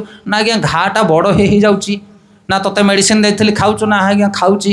ନା ତୋତେ କହିଥିଲି ଛାଡ଼ିବା ପାଇଁ, ନଶା ଛାଡ଼ିଛୁ? ନା ଆଜ୍ଞା ଛାଡ଼ିନି, ଟିକେ ଟିକେ ଖାଇଦେଉଛି। ନା ମେଡ଼ିସିନ ଯାହା ବାକି ଅଛି ଦେଇଦିଏ। ମେଡ଼ିସିନ ଯାକ ଡକ୍ଟର ନେଇଗଲେ, କହିଲେ ମୋ ଦୋକାନରେ ତୋତେ ମେଡ଼ିସିନ ମିଳିବନି, 5ଟା ଦୋକାନ ଛାଡ଼ିକି ଯା, ମୋ ଭାଇ ଦୋକାନ ଦେଇଛି ସେଇଠୁ ନେଇଯିବୁ। ଇଏ ଭଦ୍ରଲୋକ ଭଳିଆ ମେଡ଼ିସିନ ଟିକେ ଦେଇଦେଲା, 5ଟା ଦୋକାନ ଛାଡ଼ିକି ଆଗକୁ ଗଲା, ଆସିକି ଦେଖିଲା ସେ ଡାକ୍ତରଖାନା ଲେଖାଯାଇଛି ପଶୁ ଡାକ୍ତରଖାନା। ହରିବୋଲ। ବାହୁଡ଼ିକି ଆସିଲା, କହିଲା ଆଜ୍ଞା ସେଇଟା ପଶୁ ଡାକ୍ତରଖାନା। ନା ତମେ କ'ଣ ମଣିଷ କି? ଆରେ ତମେ ମଣିଷ କି? ତମେ ମଣିଷ ହେଇଥିଲେ ଛାଡ଼ି ଦେଇକି ପଳେଇ ଆସିଥାନ୍ତ ନଶାପାନ। ହଇ ଏ ଘା ବାହାରିଲାଣି, ମରିବ ବୋଲି କହୁଛି, କ୍ୟାନ୍ସର ହେବ ତମକୁ, ହେଇକି ମଧ୍ୟ ତମେ ଖାଉଛ? କି ମଣିଷ ତମେ? ସେଥିପାଇଁ ଆମେ ମାନେ ମଣିଷର ସିନା ରୂପକୁ ଧରିଛେ, କିନ୍ତୁ ଗୁଣ ମଣିଷର ନାହିଁ। ଆମେ କି ଜଗନ୍ନାଥଙ୍କ ସେବା କରିବା? ଶାସ୍ତ୍ରରେ ବର୍ଣ୍ଣନା କରାଯାଇଛି ଆହାର ନିଦ୍ରା ଭୟ ମୈଥୁନଞ୍ଚ ସାମାନ୍ୟ ଏତଦ୍ ପଶୁଭିର୍ ନରାଣ ଧର୍ମ ହି ଏକ ଅଧିକ ବିଶେଷ ଧର୍ମରେ ବିହୀନ ପଶୁଭିର୍ ସମାନ। ଆମେ କହୁଛେ ଆମେ ମଣିଷ। କି ମଣିଷ? ଖାଇବା ପିଇବାରେ ଆମଠୁ ଭଲ ପଶୁ ପକ୍ଷୀ ମାନେ। ଗୋଟେ ଗାଈକି ବାନ୍ଧିକି ରଖିବ 5 ଦିନ ପର୍ଯ୍ୟନ୍ତ, ଚିକେନ ପକୋଡ଼ା ଦେବ, ଗାଈ ଖାଇବନି, ପ୍ରାଣ ପଳେଇଲେ ମଧ୍ୟ ଖାଇବ? ଖାଇବନି ଗାଈ। ଗୋଟେ ବାଘକୁ ବାନ୍ଧିକି ରଖିବ 10 ଦିନ, ଘାସ ଦେବ, କଅଁଳିଆ ଘାସ, ବାଘ ଖାଇବନି। ତାର ଧର୍ମ ସେ ଘାସ ଖାଇବ, ଆର ଧର୍ମ ଇଏ ମାଂସ ଖାଇବ। ଯେଉଁ ଜୀବର ଯାହା ଧର୍ମ ସିଏ ତାହା କରିବ। କିନ୍ତୁ ଆମେ ମନୁଷ୍ୟ, ଆମେ କିଛି ନୀତିଗତି ମାନ ଯାହା ପାଇଲା ତାହା ଖାଇଯାଉଛେ। ସେଥିପାଇଁ ପଶୁପକ୍ଷୀମାନେ ସୁସ୍ଥ ଅଛନ୍ତି, ଆମେ ମେଡ଼ିକାଲରେ ପେଟକୁ ଫାଡ଼ କରିକି ପଡ଼ିଛେ। ହରିବୋଲ। ନିୟମକୁ ଯେତିକି ଅବମାନନା କରିବ ବରାବର ଦଣ୍ଡ ତମେ ପାଇବ। କିଏ ଦଣ୍ଡ ଦେବ? ଉପରବାଲା ଦଣ୍ଡ ଦେବ। ସେଥିପାଇଁ ନିୟମ ସାଇଜ ହେଇକି ଥୁଆ ହେଇଛି। ପଶୁପକ୍ଷୀମାନଙ୍କୁ କରୋନା ହେଲା ନା, ସେଥିପାଇଁ ଆମେମାନେ ନିୟମକୁ ପାଳନ କରୁନେ। ଆହାର ନିଦ୍ରା, ଦିନ ଚର ଜୀବମାନେ ଦିନରେ ଚରିବେ, ବେଳ ବୁଡ଼ିଗଲେ ଶୋଇପଡ଼ିବେ। ରାତ୍ରି ଚର ଜୀବମାନେ ରାତିରେ ବୁଲିବେ, ଦିନଟାକୁ ଶୋଇବେ। ଦେଖନ୍ତୁ ଆପଣମାନେ ପଶୁପକ୍ଷୀମାନଙ୍କୁ। କିନ୍ତୁ ମନୁଷ୍ୟ ଦିନ ରାତି 24 ଘଣ୍ଟା ଡ୍ୟୁଟି କଲା। ଦିନ ଚର ନା ନାଚି ଚର ସିଏ? ନା ଉଭୟ ଚର? ହରିବୋଲ। ଠିକଣା ନାହିଁ। ଆହାର ନିଦ୍ରା ଭୟ, ଭୟ ମାନେ ଆତ୍ମରକ୍ଷା। ଆମକୁ ଯେତିକି ଦରକାର ଆମେ ସେତିକି ଗ୍ରହଣ କରିବା। ଗୋଟେ ବଖରା ଘରେ ଆମେ 5 ଜଣ ଚଳିପାରିବା, ଆମକୁ 50 ବଖରା ଘର କ'ଣ ଦରକାର? ମୋର ଦିଲ୍ଲୀରେ ଘର, ବମ୍ବେରେ ଘର, ଏଇଠି ଘର, ସେଇଠି ଘର। ଆଇ କେତେ ଘର କରିଛ ତମେ? ଗୋଟେ ଲୋକ ତମେ କେତେ ଘର କରିଛ? କ'ଣ ପାଇଁ ଏତେ ଘର ଅଣ୍ଡାଳିକି ରଖିଛ? ସେଇଥିପାଇଁ ଅଭାବ ଅଛି ମନୁଷ୍ୟ ସମାଜରେ, ପଶୁପକ୍ଷୀମାନଙ୍କର ଅଭାବ ନାହିଁ। ଚାଉଳ ବସ୍ତାଟେ ରାସ୍ତାରେ ଥୋଇଦେବ, ଆସିଲ ପ୍ରଭୁପାଦ ଲେଖିଛନ୍ତି, ଚାଉଳ ବସ୍ତାଟେ ରାସ୍ତାରେ ଥୋଇଦେବ, କାଉ ଆସିବ ଖାଇବ, ଗାଈ ଆସିବ ଖାଇବ, ସେ ବଳଦ ଆସିବ ଖାଇବ। କିନ୍ତୁ ମନୁଷ୍ୟ ଦେଖିଲେ କ'ଣ କରିବ? ପୁରା ଚୁଟି ବାନ୍ଧିକି ଅଖା ମୁଣ୍ଡେଇକି ଚାଲିବ। ଇଏ ହେଉଛି ମନୁଷ୍ୟ। ସେଥିପାଇଁ ତାର ଯେତିକି ଦରକାର ସିଏ ସେତିକି ମାଡ଼ି ବସୁନି। ପୁରା ଜଗତଟାକ କହୁଛି ମୋର, ମୋ ଏରିଆକୁ କିଏ ଆସିବ ନାହିଁ। ବାଉଣ୍ଡ୍ରି ବନେଇ ଦେଉଛି, ତାର ଖୁଣ୍ଟି ପୋତି ଦେଉଛି। ହରିବୋଲ। ଆତ୍ମରକ୍ଷା, ତମକୁ ଯେତିକି ଦରକାର ସେତିକି ଖାଅ, ବାକି ଦୁନିଆ ଭଗବାନ ତିଆରି କରୁଛନ୍ତି ଅନ୍ୟ ଜୀବମାନଙ୍କ ପାଇଁ। ସେଥିପାଇଁ ଅଭାବ। ଆହାର ନିଦ୍ରା ଭୟ ଆଉ ମୈଥୁନ। ଗୋମାତାର ସମୟ ନ ହେଲେ ବୃଷଭ ତା ପାଖକୁ ଯିବନି। কুকুর হো মাଙ୍କড় হো বিলাই হো গদ হো ঘুষুরি হো উপযুক্ত সময় নহলে ସେମାନେ ସ୍ତ୍ରୀ ସଙ୍ଗ କରିବେ ନାହିଁ। କିନ୍ତୁ ମନୁଷ୍ୟ ତାର କୌଣସି ବିଧିବିଧାନ ନାହିଁ। ସେଥିପାଇଁ ଯାର ଯେଉଁ ସନ୍ତାନ ଭଳି ସନ୍ତାନମାନେ ସୃଷ୍ଟି ହେଉଛନ୍ତି ବର୍ଣ୍ଣ ସଙ୍କର ଭାଗବତ ଗୀତାରେ ଭଗବାନ କହିଲେ। ସେଥିପାଇଁ ମନୁଷ୍ୟ କୌଣସି ଥରେ ନିୟନ୍ତ୍ରଣ ନାହିଁ ତାର, ନା ଖାଇବା ନା ଆତ୍ମରକ୍ଷା ନା ସନ୍ତାନ ସୃଷ୍ଟି, କୌଣସି ଥରେ ତାର ନିୟନ୍ତ୍ରଣ ନାହିଁ। କିଏ ମନୁଷ୍ୟ ଆମେ? ଲୋକମାନେ ପ୍ରଶ୍ନ ପଚାରନ୍ତି ଆମେ ଆମିଷ ଖାଇବା କଥା, ମନୁଷ୍ୟ ତମେ ଆମିଷ ଖାଇବା କଥା? ଆମେ ଆମିଷ ଖାଇବା କଥା ନୁହେଁ। ଯେଉଁମାନେ ଆମିଷ ଖାଆନ୍ତି ସେମାନଙ୍କର ଦାନ୍ତ ମୁନିଆ, କୁକୁର ବାଘ ବିଲୁଆ ତାଙ୍କ ଦାନ୍ତ ମୁନିଆ, ଆମ ଦାନ୍ତ ମୁନିଆ ନା ଆମର ଫ୍ଲାଟ୍। ଦେଖନ୍ତୁ ଆପଣମାନେ ଆମର ଦାନ୍ତ ହେଉଛି ଫ୍ଲାଟ୍। ଯେଉଁମାନେ ମାଂସାଶୀ ପ୍ରାଣୀ ସେମାନେ ଚାଟି ଚାଟିକିରି ପାଣି ପିଇବେ। ବିଲେଇ ପାଣି ପିଇବ ଚାଟି ଚାଟି, କୁକୁର ପାଣି ପିଇବ ଚାଟି ଚାଟି, ବାଘ ପାଣି ପିଇବ ଚାଟି ଚାଟି। ଆମେ ଚାଟି ଚାଟି ପାଣି ପିଉଛେ କି? ମଇଁଷି ଛେଳି ମେଣ୍ଢା ଗାଈ ଏମାନେ କେମିତି ପାଣି ପିଅନ୍ତି? ପାଟିକି ଲଗେଇ ପାଣି ପିଇବେ। ଆମେ ନିରାମିଷାଶୀ, ଆମେ ପାଟିକି ଲଗେଇକି ପାଣି ପିଇବା। ଶାସ୍ତ୍ରର ନିୟମକୁ ପାଳନ କରନ୍ତୁ ଆଜ୍ଞା। ଜିହ୍ୱାର ଲାଳସାରେ ମାଂସ ଭକ୍ଷଣ କଲେ ହେଇପାରିବ ନାହିଁ। ଯେଉଁମାନେ ମାଂସାଶୀ ପ୍ରାଣୀ ସେମାନେ ଏକାଠି ରହିବେନି। କୁକୁର ପଲ ହେବେନି, ପଲ ହେଲେ ଚୋବାଚୋବି ହେବେ। ବାଘ ପଲ ହେବେନି, ପଲ ହେଲେ ଚୋବାଚୋବି ହେବେ। କିନ୍ତୁ ଗାଈ ପଲ, ମେଣ୍ଢା ପଲ, ହରିଣ ପଲ, କ'ଣ ବୁଝିପାରୁଛନ୍ତି? ଯଦି ଭାଇ ବତିସା ହେଇକି ସାଇ ଭାଇ ହେଇକି ଚଳିବା ପାଇଁ ଇଚ୍ଛା ତାହେଲେ ନିରାମିଷାଶୀ ହୁଅ। ଆଜି ଦେଶ ଦେଶ ଭିତରେ ଝଗଡ଼ା, ଗାଁ ଗାଁ ଭିତରେ ଝଗଡ଼ା, ପରିବାର ପରିବାର ଭିତରେ ଝଗଡ଼ା। କ'ଣ ପାଇଁ? ଖାଇବାକୁ ମିଳୁନି ନା ପିନ୍ଧିବାକୁ ମିଳୁନି। ଝଗଡ଼ା କ'ଣ ପାଇଁ? କାରଣ ହିଂସା ବଢ଼ିଯାଇଛି ଭିତରେ। ହିଂସା କ'ଣ ପାଇଁ ବଢ଼ିଛି? ଅଖାଦ୍ୟ ଆମେ ଖାଉଛେ, ଯେମିତି ଅନ୍ନ ସେମିତି ମନ। କ'ଣ ବୁଝିପାରୁଛନ୍ତି? ବାପା ମା ଭିତରେ ଝଗଡ଼ା, ଭାଇ ଭାଇ ଭିତରେ ଝଗଡ଼ା କ'ଣ ପାଇଁ? କାରଣ ହିଂସ୍ରିକୁ ଆମେ ହେଇଯାଇଛେ। ଗୋଟେ ଘର ଭିତରେ 5ଟା ଗାଈକି ପୁରେଇ ଦେଇକି ଚାବି ପକାଇଦେବା, ପାଳ କୁଣ୍ଡା ତୋରାଣୀ ପକାଇଦେବା, ଗାଈମାନେ ରାତି ସାରା ସେଇଟା ଖାଇକି ଚଟାଚଟି ହେଇକି ସବୁ ଶୋଇଥିବେ ଗାଈମାନେ। ଯଦି କୁକୁର 5ଟାକୁ ପୁରେଇକି ଗୋଟେ ଘରେ ଦୁଆର ଦେଇଦେବ, ଚିକେନ୍ ଫିକେନ୍ ପକାଇଦେବ ତା ଭିତରେ, ସକାଳ ପାଇଲା ସବୁ ଦେଖିବ ସେ କୁକୁର କିଛି ଚିକେନ୍ ଖାଇନଥିବେ। କାହାର ଲାଙ୍ଗଡ଼ ନଥିବ, କାହାର ଗୋଡ଼ ନଥିବ, କାହାର କାନ ନଥିବ। କ'ଣ ବୁଝିପାରୁଛ ନା ନାହିଁ? ମୁଁ ଖାଇବିନି କି ତୋତେ ଖାଇବାକୁ ଦେବିନି। ବାପାର ସମ୍ପତ୍ତି ଯେତିକି ଅଛି ଭାଇମାନେ ଭାଗ ବାଣ୍ଟିକି ନେଲେ ଜୀବନଟା ଆଗ ଖାଇବ, କିନ୍ତୁ ମୁଁ ଖାଇବିନି କି ତୁ ଖା ନା। କିଏ ଖାଇବ? ବୁଝିପାରୁଛ ନା କହିବା କଥା? ହାତେ ଜମି ପାଇଁ ଝଗଡ଼ା ଆଜି ଦେଶ ଦେଶ ଭିତରେ, ରାଜ୍ୟ ରାଜ୍ୟ ଭିତରେ। କ'ଣ ପାଇଁ ଏତେ ହିଂସା? କ'ଣ ପାଇଁ? କାରଣ ଆମେ କୁଖାଦ୍ୟ ଖାଉଛେ। ସେଥିପାଇଁ ଆମ ଭାଇକି, ଆମ ବାପାକୁ, ଆମ ପଡ଼ୋଶୀକି ଆମେ ସହିପାରୁନି। ଇଏ ସିଧା କଥା ଆଜ୍ଞା, ଇଏ ସିଧା କଥା। ଆପଣ କହିବେ ତାହେଲେ କେମିତି ଏସବୁ ସୁଧାର ହେବ? ଏ ଆହାର ନିଦ୍ରା ଭୟ ମୈଥୁନାକୁ ସୁଧାର କେମିତି ହେବ? ଗୋଟିଏ ଉପାୟ, ଧର୍ମ ହିଁ ଏକ ଅଧିକ ବିଶେଷ। ଧର୍ମକୁ ପାଳନ କର। କଳିଯୁଗର ଯୁଗ ଧର୍ମ ହେଉଛି ହରିନାମ ସଂକୀର୍ତ୍ତନ।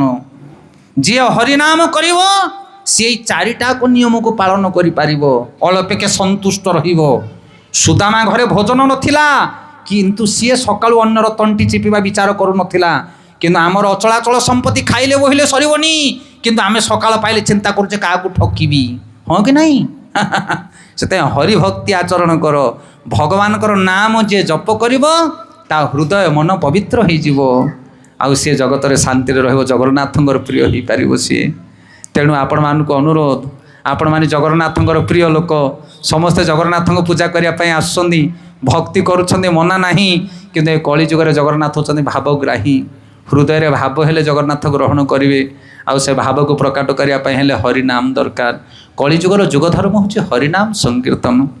ତେଣୁ ପ୍ରତ୍ୟେକ ଦିନ ବ୍ରହ୍ମ ମୁହୂର୍ତ୍ତରେ ସକାଳୁ ସକାଳୁ ଉଠନ୍ତୁ, ଭଗବାନଙ୍କର ନାମ ଟିକେ ଜପ କରନ୍ତୁ।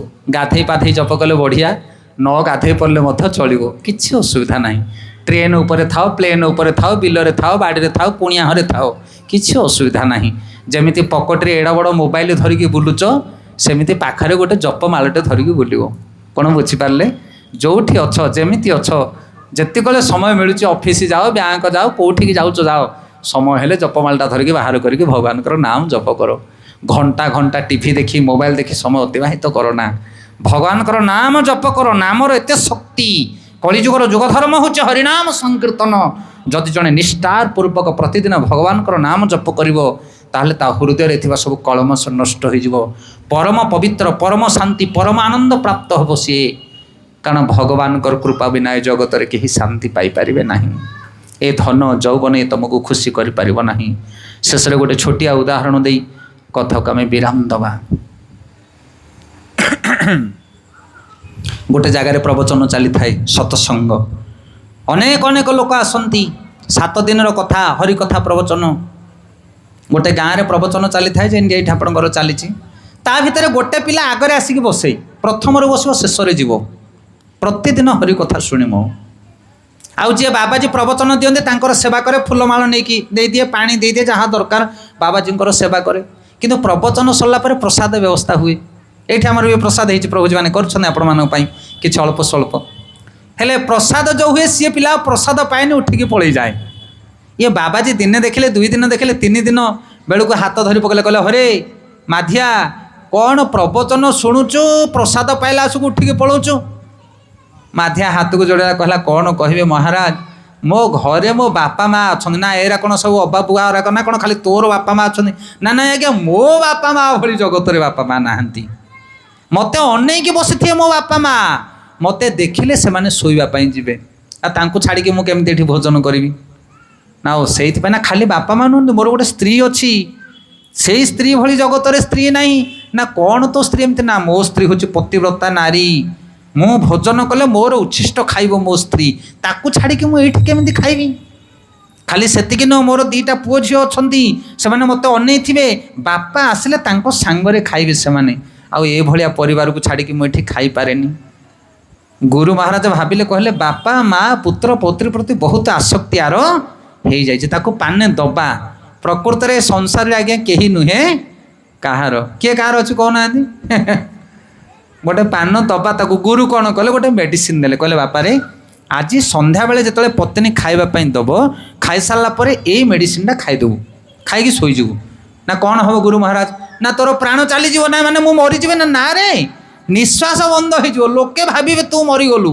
किंतु तू मरगु ना तोते केते भल पाउछनी तो परिवार लोक काली परीक्षा करवा एले गुरुंग कथा तो भाविकी सीटू चलला ये लोक जाकि संध्या बेले तांकर पत्नी जहाँ भोजन देले से मेडिसिन टे जहाँ नहीं गद टे खाई शोईगला बर्तमान प्राण चलीगला माधियार आउ हल ना चल ना सका पाहांतियार उठे माधिया सब बेले ता पत्नी पोखरी आड़े गाधेकी जाकि आसिक देखला आसक आहरी माधुआ शोईची कहला हई हे सका पाइलानी को एत पर्यंत शोईच तुम आहरी पेलीदेला एपटू सेपटिके माधुआ गड़ीगला खट उपरे कहला करम सरीगले ओपा कहीकि ता स्त्री कांदिला कांदिला जो पड़िशा घरे शोईथिले तार शाशु शशुर उठिक आसिले कहले कौन है झील ना तुम पुआ आ संसार में नहांती कांद बोबा पड़ा अड़ोशी पड़ोशी आसिले सब एकाठी कि विभिन्न प्रकार आलाप आलोचना चलला कांदिले बंधु बांधव संपर्क आसिले कोकई सज हो गला राधा को साइज उपर नदी देले माधुआ को लेकिन जी मशाणी की यही समय गुरु आसिक पहुँची गले गुरु को जिते देखिले माधुआ घर परिवार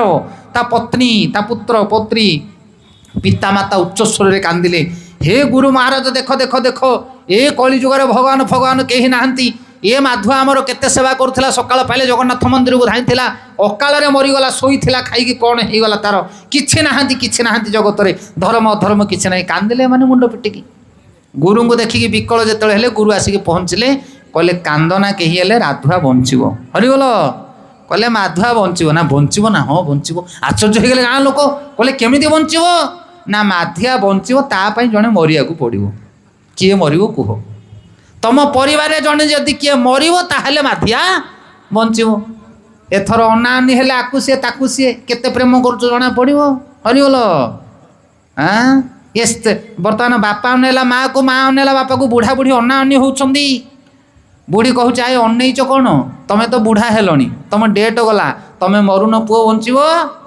बुढ़ा कहू चलो मु कौन मरिया को मना करुच्ची कि मु मरीजी जदि पुओ न बंचीब घर पुरुष शून्य हो तू तो बुढ़ी तोर किसी काम नहीं बहुत रोषेबास करके दौची आम तो खाई पीकी अच्छु तू मरीजा पुओ बंची जाऊ हरिबोल आकु ये ताकु सी अनानी हेले तापर पत्नी की कहले कहले तू तो धर्म पत्नी अग्नि की साक्षी रखिकी बाहाइचु तू मरीजा तो स्वामी बंचीज अहस्वलक्षणी होगी तू मशाणी की जीवु पत्नी कहूँ मु मरी जाती मुझे मरीजी तुम पुओ काली आउ गोटे धरिकी आसो मो पुओ झी 2टा अनाथ हो कौन बुझीपार ना नहीं पर माँ कौन पाल मो पिला से मु मरबी ना हेले राधुआ सब शुणुची कहीं मेडिसिन दिखाई खाली श्वास सीना बंद हो भितर प्राण थी एथर साधु कहले कहले कौन करवा तुम्हें तो किए मरिया को राजी पड़ुन ताले राधुआ को नियो पड़ा कौन करवा एथर घर लोक विधि विचार लगे कहले आज्ञा गोटे कथा कहबू आमे ସାଧୁ କହିଲେ କ'ଣ କହିବ କୁହ?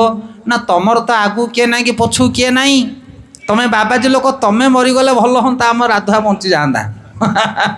ଦେଖ କଳିଯୁଗର ମୁଣ୍ଡ କେତେ ତୀବ୍ର କାମ କରୁଛି। ସାଧୁକୁ ମାରି ଦେଇକି ପୁଅକୁ ବଞ୍ଚିବା ପାଇଁ ଚେଷ୍ଟା କରୁଛନ୍ତି ଲୋକ।